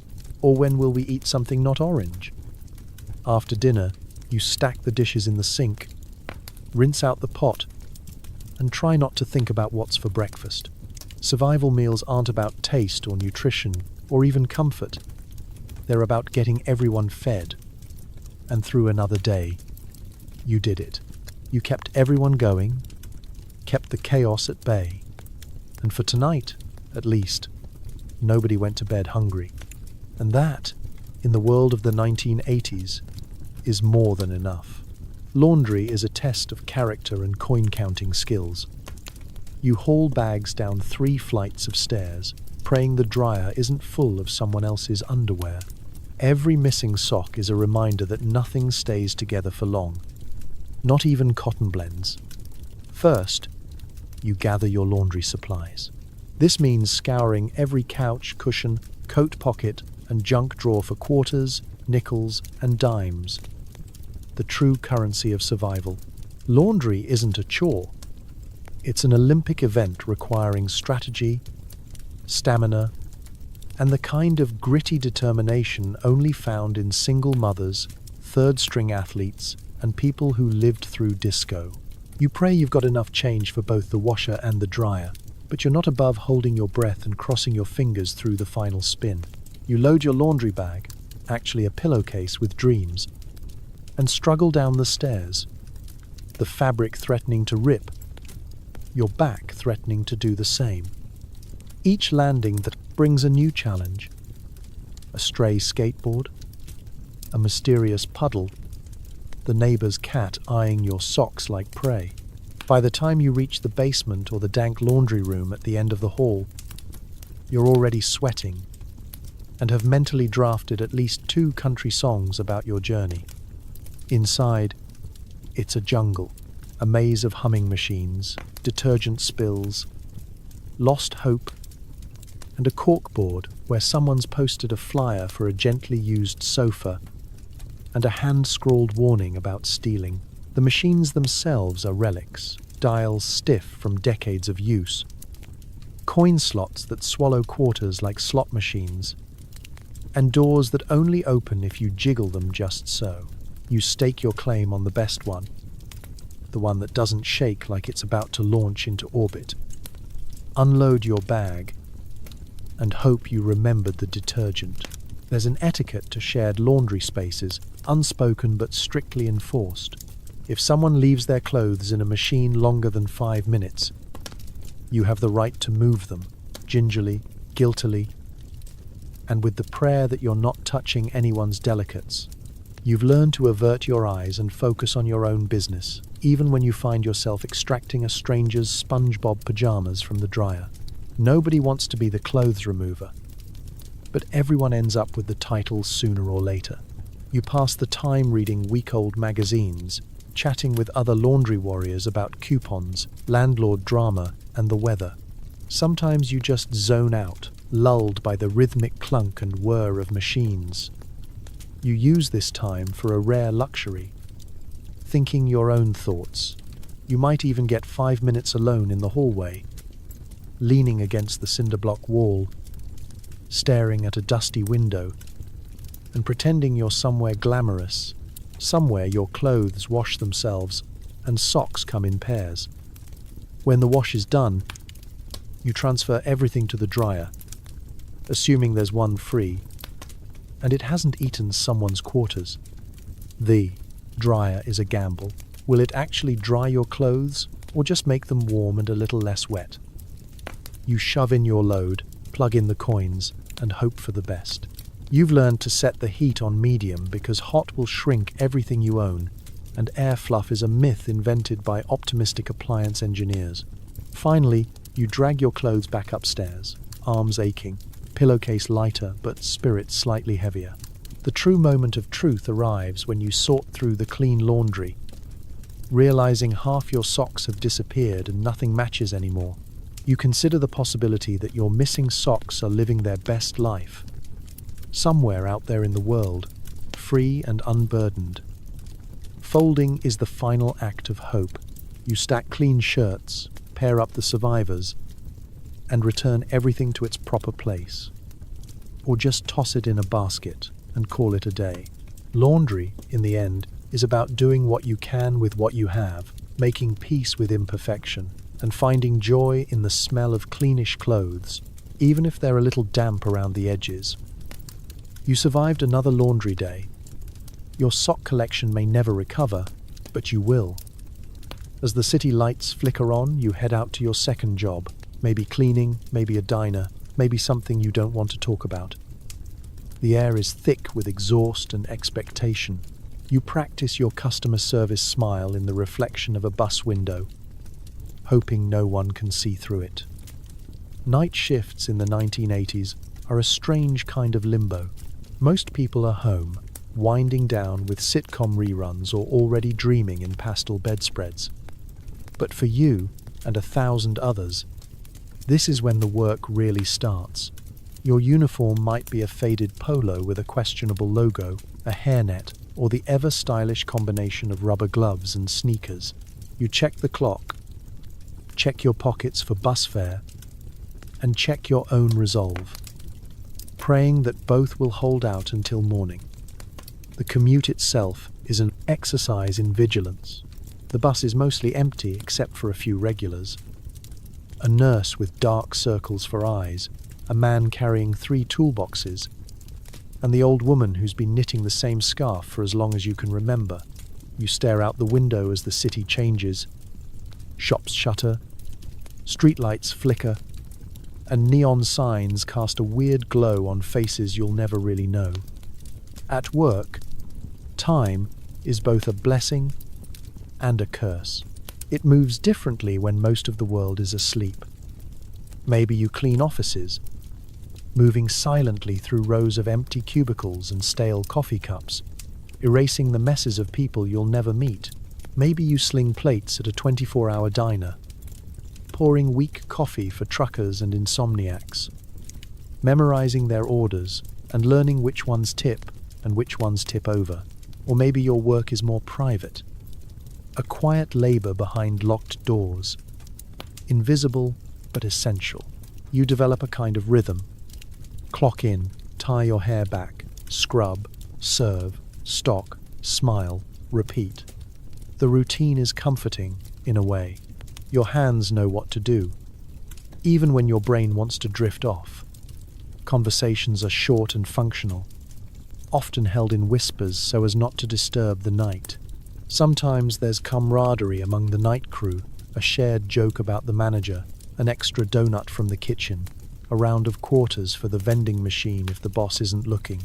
There are perks to the night shift, if you squint. Less supervision means more freedom, and sometimes the silence feels like a luxury. You can think your own thoughts, plan your grocery list, dream about a future with only one job instead of 2 or 3. You're an expert at managing fatigue, black coffee, candy bars, and the occasional burst of adrenaline when someone forgets to set the alarm and you have to improvise. But the toll is real. By 3 a.m., your body aches in strange places, your eyelids grow heavy, and your mind starts playing tricks on you. Every shadow in the hallway is a dotting says ghost. Every creak a crisis. You check your watch a dozen times, longing for sunrise and the promise of home. Breaks are spent hunched over a formica table, scarfing down a sandwich and catching up on gossip or newsprint crossword puzzles. Sometimes you scribble notes to yourself, reminders, dreams, small promises to do something different someday. When the shift finally ends, the sun is threatening to rise, painting the city in a washed-out orange. You peel off your uniform, count your tips or your hours, and stuff your tired self back onto the bus. The city is just waking up, but you're done for the day, almost. At home, the world is already moving. Kids need breakfast, lunches need packing, and the day ahead feels impossibly long. Working the night shift means living in the cracks between other people's routines, surviving on grit, caffeine, and stubbornness. You rarely get credit for it, and sometimes you forget why you do it yourself. But you show up, night after night, smile in place, heart quietly holding it together, waiting for the world to catch up to the work you've already done. You close your eyes on the ride home, hoping for a little rest before everything starts again. Because in the world of the 1980s, the night shift isn't just a job, it's proof that you can keep going, even in the dark. Sleep comes in fits and starts, chased away by anxiety and caffeine. You make mental lists, groceries, bills, impossible dreams, and watch the shadows creep across your popcorn ceiling. Somewhere, someone is playing a synthesizer too loud. It's a special kind of tired that hits you in the early hours. The one that feels like being underwater, but never quite drowning. You lie flat on your back, pillow too lumpy, blanket too hot, sheets twisted up like a failed attempt at modern art. The hum of the fridge is a lullaby with no resolve. Occasionally, you can hear a neighbor's TV murmuring secrets through the wall. You listen for plot twists, then get bored and return to your own. You flip over, rearrange your limbs, and try every position you've ever heard about in magazines. Fetal, starfish, soldier, none of them work. You attempt deep breathing, progressive muscle relaxation, and counting sheep, but the sheep keep demanding better wages and union breaks. You try to imagine what sleep would feel like, but the concept is so abstract, it may as well be quantum physics. Eventually, you give up and reach for the notepad on your nightstand. A battered thing, covered in crossed-out resolutions and shopping lists. You scribble down reminders for tomorrow, pick up milk, call the doctor, do laundry, pay bills, apologize to the neighbor about the incident with the recycling bins. Then you start on your grand plans. Learn French, write a novel, invent a time machine, become rich and mysterious. By morning, all you'll remember is the milk. There's a special brand of insomnia that only strikes when you need sleep the most. On nights before a big day, your brain kicks into high gear, generating anxiety over things that don't even matter. Did you leave the oven on? Did you embarrass yourself in 3rd grade? What if you never sleep again? You lie there, eyes wide, heart pounding, wondering if you could sue your own mind for emotional distress. Somewhere down the hall, the synthesizer player starts up again, weaving in and out of your consciousness. You wish you could ask them for a lullaby, but you suspect you'd get a remix of Axel F instead. You envy people who can just shut off at night, who claim they fall asleep the moment their head hits the pillow. You assume these people are either lying or secretly robots. You try all the old tricks, counting backward from 100, visualizing a calm beach, reciting poetry in your head. Nothing works. You find yourself staring at the ceiling, tracing the bumps and stains like constellations, inventing stories about each one. A galaxy here, a comet there, a mysterious brown nebula from a water leak last winter. The world outside starts to quiet, then slowly wakes up again. Streetlights fade, car engines cough to life, and birds begin their morning announcements. You realize you haven't slept, not really, and the day will be powered by adrenaline, caffeine, and stubbornness. You rise from bed, achy and blurry-eyed, already thinking about when you might try for sleep again. Tonight, tomorrow, someday, insomnia, in the 1980s or any era, is a private battle, a game of wits between you and your overactive mind. The only prize is surviving another day on little rest, fueled by the hope that maybe, just maybe, you'll win a round tomorrow night. Until then, you pour yourself a cup of coffee and add "Get more sleep to tomorrow's list" right under Invent Time Machine. You tuck your child in with a story about princesses, superheroes, or someone who actually gets 8 hours of sleep. The lullaby is half-hearted, but the love is real. You check the locks, close the curtains, and hope tomorrow brings fewer surprises. Bedtime, in the 1980s, is both a ritual and a negotiation, equal parts magic and exhaustion. The room is a patchwork of hand-me-down sheets, action figures, and a tangle of extension cords running every nightlight you could find at the dollar store. The bed itself might be a sagging twin, a fold-out couch, or just a pile of blankets artfully arranged to look inviting. Your child, teeth brushed, sort of pajamas on, backwards, but who cares, looks up with the wide-eyed optimism of someone who hasn't yet discovered the joy of insomnia. You reach for a book, anything within arm's reach. Maybe it's a battered copy of Goodnight Moon, or maybe it's last week's grocery circular, repurposed into an epic tale of heroism at the cereal aisle. The important thing is the voice. Gentle, even, winding down the tempo with every sentence. Once upon a time you begin, and for a few minutes, reality takes a back seat to dragons, fairies, or a magical family that never fights about rent. Of course, it's not that simple. Kids have questions. Always questions. Why can't dogs talk? Why do you have to go to work at night? What happens if the Tooth Fairy and Santa Claus run into each other? You do your best, spinning answers from equal parts science, imagination, and exhaustion. You promise there are no monsters, just creaky pipes and neighbors with heavy shoes. You insist that yes, you'll check under the bed, and yes, the nightlight will stay on. You invent rituals, 3 kisses, 2 hugs, a secret handshake, just to keep the fears at bay. As you tuck them in, you're hit by a sudden wave of guilt and tenderness. Did you yell too much today? Did you miss something important? Will they remember the mac and cheese, the scraped knees, or just the way you always sang off-key at bedtime? You smooth the hair from their forehead and make a silent promise. Tomorrow, you'll try even harder. Tomorrow, you'll read 2 stories, maybe 3.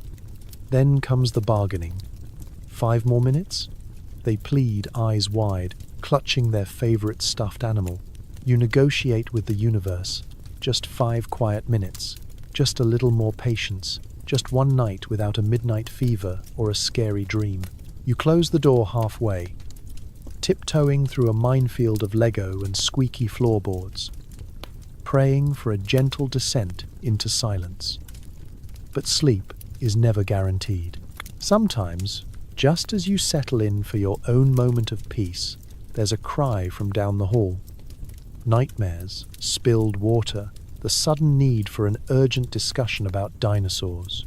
You stumble back into the room, heart heavy but hands gentle, tucking the blanket in just a little tighter, singing a lullaby you barely remember learning. You remind yourself that these are the moments that matter, even when you feel you're running on fumes and borrowed time. Before you finally collapse into your own bed, you do a last check. Window locked, nightlight glowing, your child's breath slow and even. You linger in the doorway, watching the rise and fall of their chest, marveling at how peaceful they look in sleep. For a moment, you allow yourself to believe in the happy ending, the good tomorrow, the magic of a new day, waiting on the other side of dawn. In the end, kids' bedtime is about more than sleep. It's a nightly truce, a small act of hope, and the quietest rebellion against a world that never stops spinning. You whisper goodnight to your child, to the universe, and maybe, if you're lucky, to yourself. It's always just one more time. You promise yourself you'll quit, you'll change, you'll find a way out. But the craving creeps in, slippery and persuasive, whispering that tomorrow is a better day to get clean. The lies you tell yourself are the hardest to hear. Denial isn't just a river in Egypt, it's the soundtrack to your nights and the wallpaper on your walls. In the haze of the 1980s, you become fluent in the language of excuses. I deserve a break. Just this once. I can stop any time I want. Each phrase is another bead on the rosary of self-delusion, prayed over with the sincerity of someone who desperately wants to believe their own words. It's the kind of inner monologue that's both soothing and corrosive, a comfort and a curse. The rituals of addiction are familiar, almost comforting. The search for money, loose change in the couch, forgotten bills at the bottom of a purse. The anxious glance at the clock, the flutter in your chest as you plot how, when, where. You tell yourself you're in control, that you're just taking the edge off, that everyone has their thing. You list the ways you're still doing okay. The rent is sort of paid. Your kid is mostly clean, and you showed up for work, didn't you? Surely that counts for something. But deep down, you know the difference between surviving and spiraling. The craving is always lurking, just beneath the surface, insistent, seductive, promising a few hours of peace in exchange for another week of regret. It arrives at the worst times, when the house is quiet, when the bills pile up, when you catch your reflection in the bathroom mirror and can't remember the last time you liked what you saw. It's a need that masquerades as relief, that tricks you into trading your tomorrows for a fleeting now. You try bargaining with yourself. Tomorrow I'll quit. Next week, for real. Sometimes you set little traps, throw out the number, flush the stash, promise a friend you're done. But there's always a loophole, always another emergency that justifies a relapse. Maybe it was a hard day. Maybe someone let you down. Maybe the world just feels too sharp, too unforgiving, and you need to round off the edges to get through the night. Denial is a costume you wear for the world and for yourself. You keep up appearances, smiling at the right jokes, nodding at the right stories, hiding the signs as best you can. You become an expert at half-truths. I'm just tired. I'm just stressed. I just need some space. The people who love you try to reach through the fog, but it's easier to push them away than to face the reality reflected in their eyes. And then there's the guilt, settling in when the buzz fades and the excuses run out. You promise your kid you'll do better. You write yourself notes, hang hopeful slogans on the fridge, even talk to the ceiling in the dark, whispering apologies and promises nobody hears. For a moment, you swear you mean it. You want to mean it. The morning comes, and for a few bright hours, you actually believe you've turned a corner. But then the craving comes back, soft as a whisper, and just as persistent. Just one more time, it says, wrapping itself around your resolve like ivy on a crumbling wall. You put off the hard work for another day, clinging to the illusion that quitting will be easier tomorrow. When the bills are paid, when you're less tired, when the world feels kinder. But tomorrow always arrives with the same questions and the same ache. The dance of excuses goes on. A choreography as old as addiction itself. Some nights you win, most nights you lose. But every night you promise you'll try again. Maybe tomorrow you'll believe your own promises. Maybe tomorrow the dance will end. But tonight you just keep moving, caught between hope and habit, denial and the desperate wish for a way out. Everyone has a fantasy, moving to a sunny beach, winning the lottery, or just having a bathroom break without an audience. You stare out the window, watching headlights blur into stars, and let yourself imagine a life where the only thing you're addicted to is sleep. Some nights, the urge to escape is as strong as any craving. You press your forehead to the cool glass, tracing invisible shapes with your finger, and let your mind drift beyond the laundry piles and overdue bills. Maybe, just maybe, there's a better world out there. You picture Florida, because in the 1980s, Florida is the punchline and the dream rolled into one. Endless sun, turquoise waves, neon bikinis, and a guarantee that nobody there remembers your name, your debts, or that time you set the microwave on fire trying to reheat a Pop-Tart. Or maybe you dream even bigger. You're on TV, winning big on The Price is Right, high-fiving Bob Barker in a sweater vest, and spinning the big wheel without a care in the world. You imagine a jackpot landing in your lap, one lucky ticket, a cascade of confetti. A bank account so full you could actually pay the phone bill before the first final notice arrives. The apartment transforms in your mind. Fresh paint, matching furniture, a fridge that hums without complaint.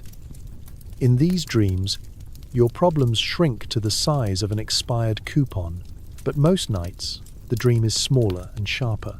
5 minutes, just 5 blessed, silent minutes, alone in your own bathroom. No small hands banging at the door, no neighbor's phone ringing through the thin walls, no sudden cry of moom while you're shampooing your hair with dish soap, just you, a lock that works, and maybe a magazine from this decade. It's almost too good to imagine. Of course, escape isn't really about geography or money. It's about the hope of waking up tomorrow with a lighter heart. You imagine what it would feel like to have choices, to say no without consequence, to have time for breakfast, and energy for something more than surviving. In your daydreams, you walk into a store and buy whatever you want. Real coffee, name-brand cereal, lipstick that costs more than $1. You drive a car that starts every time. You live in a place where nobody gossips about your laundry or your kid's latest meltdown. You picture a life with no secrets, no debts, no midnight panic attacks over whether the landlord will raise the rent again. In your imagined escape, the nights are quiet, the bills are paid, and the only addiction you have is to books or naps or watching old movies with someone who laughs at all your jokes. You let yourself believe, if only for a few minutes, that everything could be different, easier, brighter, lighter. Of course, reality always knocks. The window fogs up. The radiator rattles. A siren wails down the street. The fantasy fades as quickly as it arrived, but it leaves a residue of hope, a shimmer at the edge of your tired thoughts. You know, deep down, that there's no magic ticket, no one-way bus to a new life. But that doesn't stop you from wishing, from planning, from promising yourself that you'll get out someday, even if it's only for a weekend at the beach or a quiet hour with nobody needing you for anything. You sigh, close the curtain, and put the dreams away for another night. Tomorrow, you'll get up, make coffee, and do what you always do, survive. But for now, with the world turned, soft and the city lights flickering outside, you let yourself believe that escape is possible, that happiness is just a phone call, a lottery ticket, or a locked bathroom door away. Because if there's one thing even the most exhausted, overburdened mother in the 1980s knows, it's how to keep dreaming, no matter how small, no matter how unlikely, no matter how far away the beach really is. You wonder if your kid will remember the good times, the laughter, the small victories, or if the shadow of addiction will follow them too. You swear you'll do better, try harder, love more fiercely. The cycle bends, but it doesn't always break. There's a peculiar kind of anxiety that keeps you up at night, not just about bills or tomorrow's problems, but about legacy. The 1980s are loud and fast, and full of all the wrong kinds of headlines. Crack is everywhere. On the news, in the neighborhood, sometimes in your own living room. It's a story older than you want to admit. Parents fighting demons, kids absorbing more than anyone realizes. You count the ways your child is different, how you encourage them to dream, to laugh, to believe in things better than what you grew up with. Yet, you catch yourself watching for signs. You wonder if you've passed down more than curly hair or your taste in cartoons. Is there something heavier in their backpack?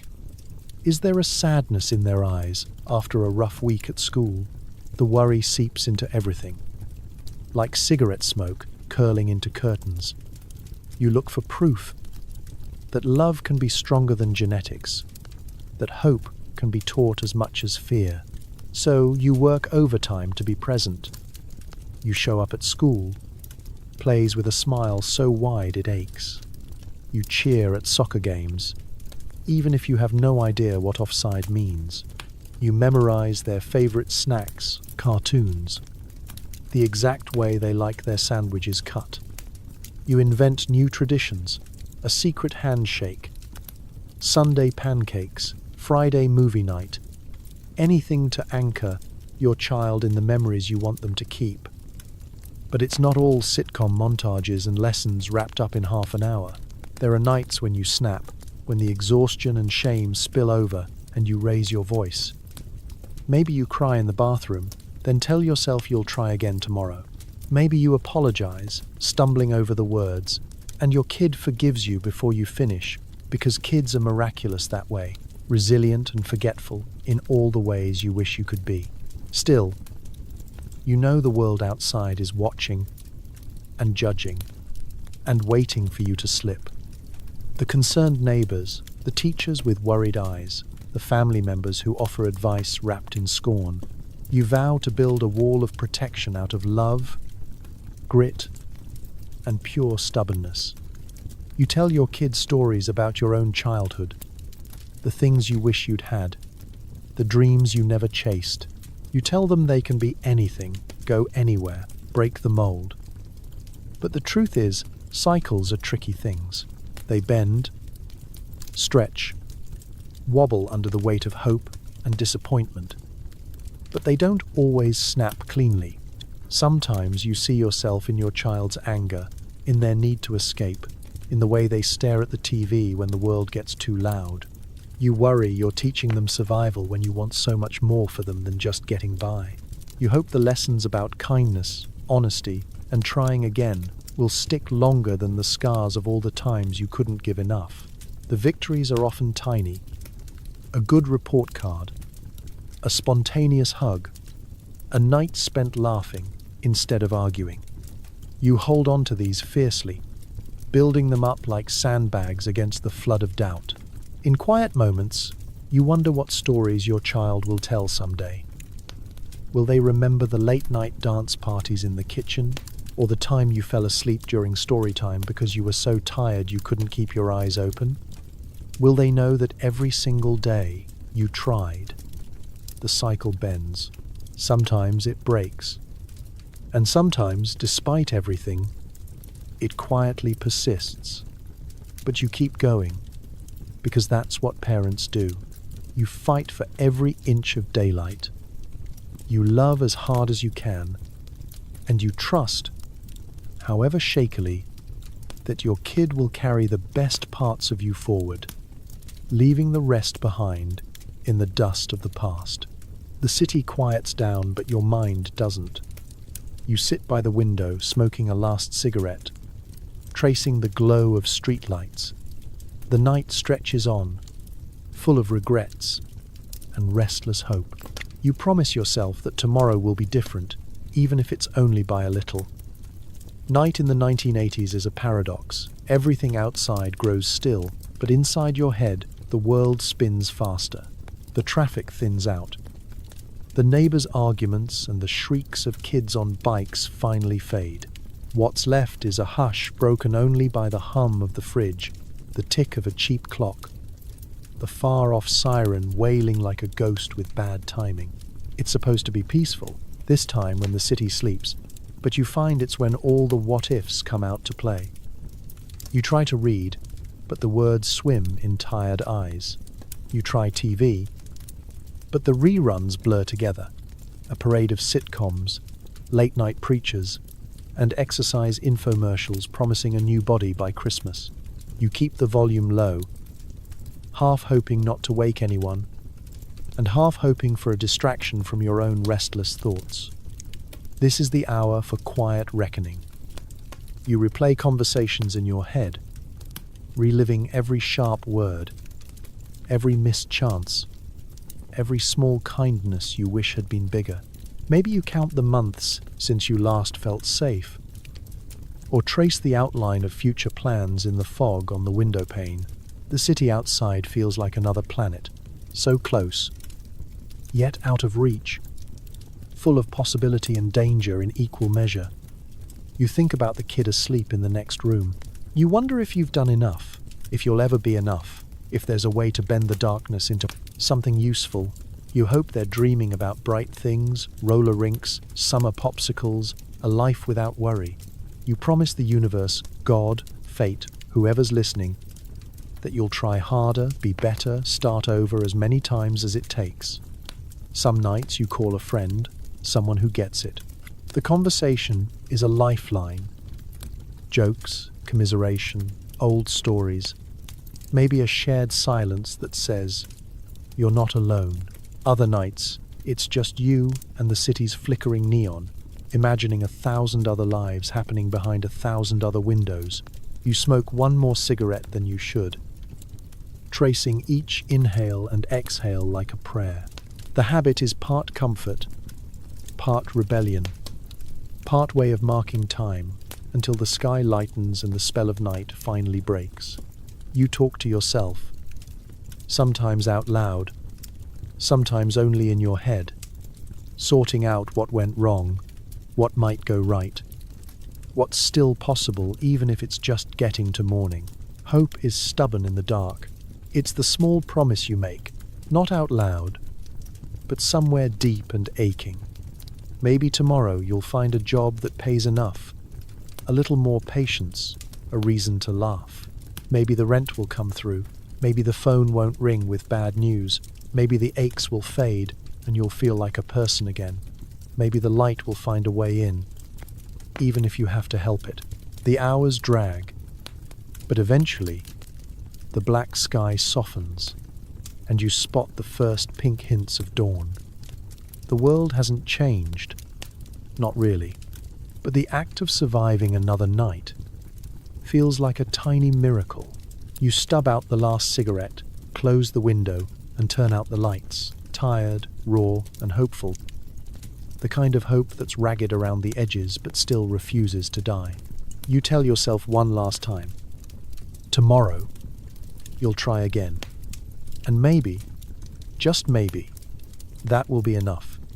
It always starts with a knock you weren't expecting. Suddenly your aunt, cousin, or mother-in-law is on the couch, nursing a Diet Coke and judging your dust bunnies. They ask how you're doing, but what they really want is ammunition for Thanksgiving.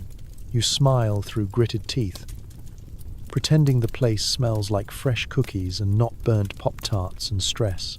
In the world of the 1980s, you never know when a family member is going to materialize at your door, usually armed with a plastic bag from the drugstore and a look that says, "I'm here to help and to judge."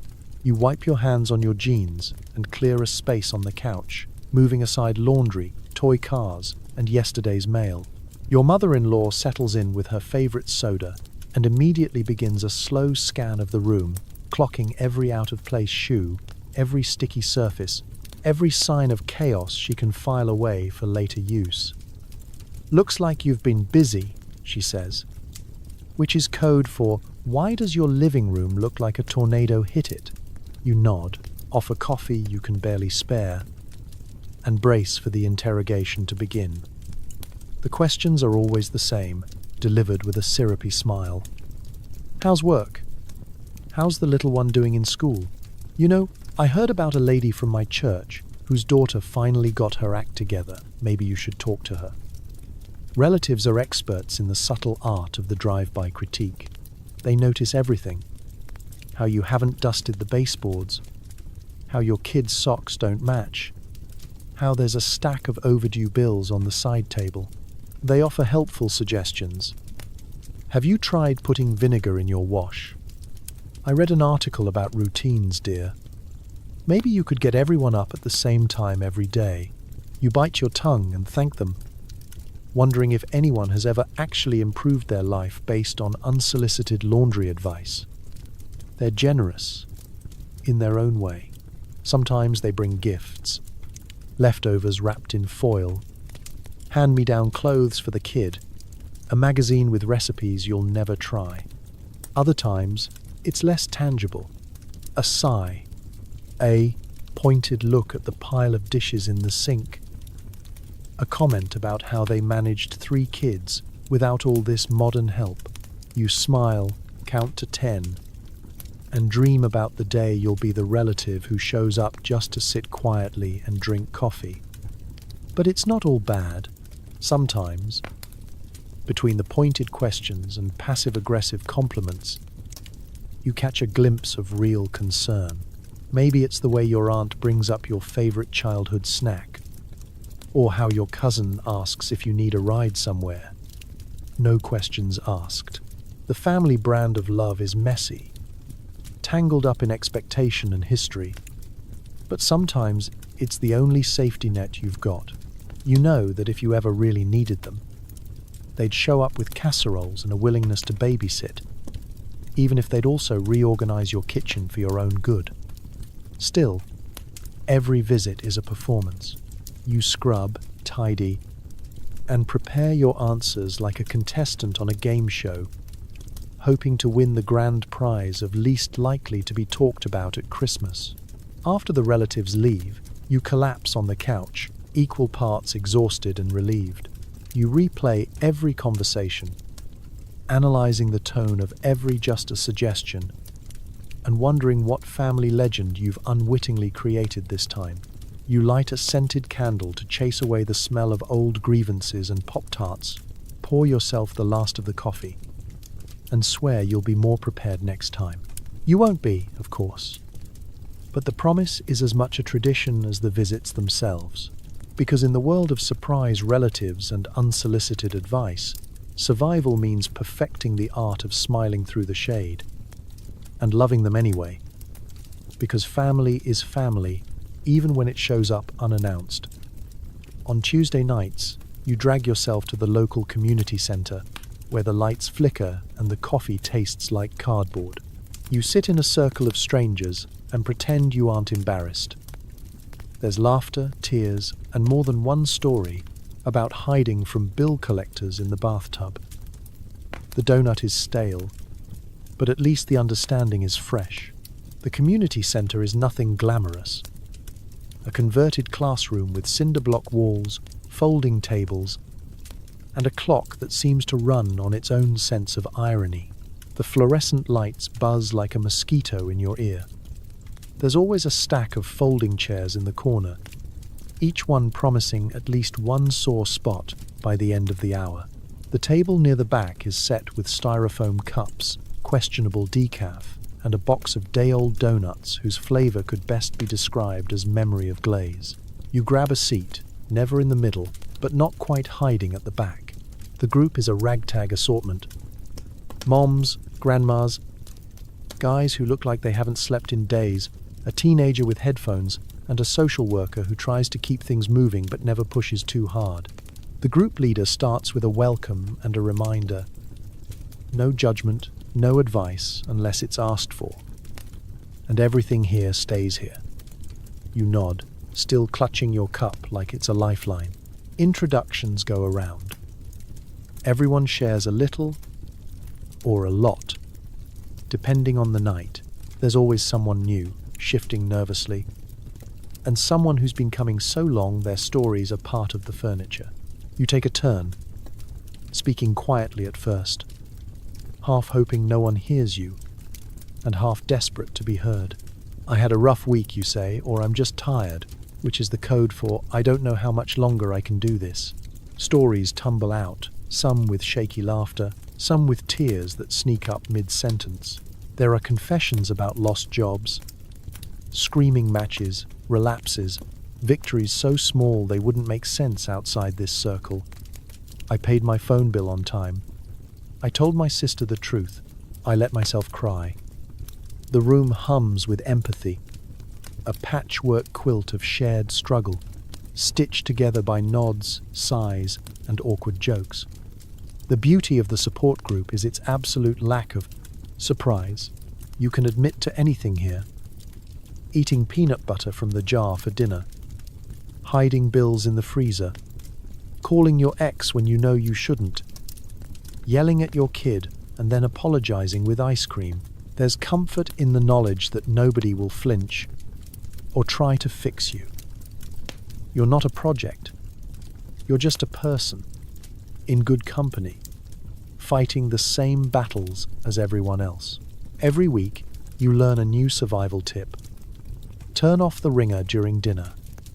Start the morning with music, not the news. Hide your good socks from the drier gremlins. Sometimes, someone reads a poem or brings a battered self-help book to share. The leader might remind everyone to take it one day at a time, a phrase that's so worn in you could use it as a pillow. Eventually, someone cracks a joke about the coffee, the donuts, the weather, or the fact that everyone here could probably run for mayor of Rock Bottom and win by a landslide. You all laugh, the sound cutting through the anxiety and leaving something softer behind.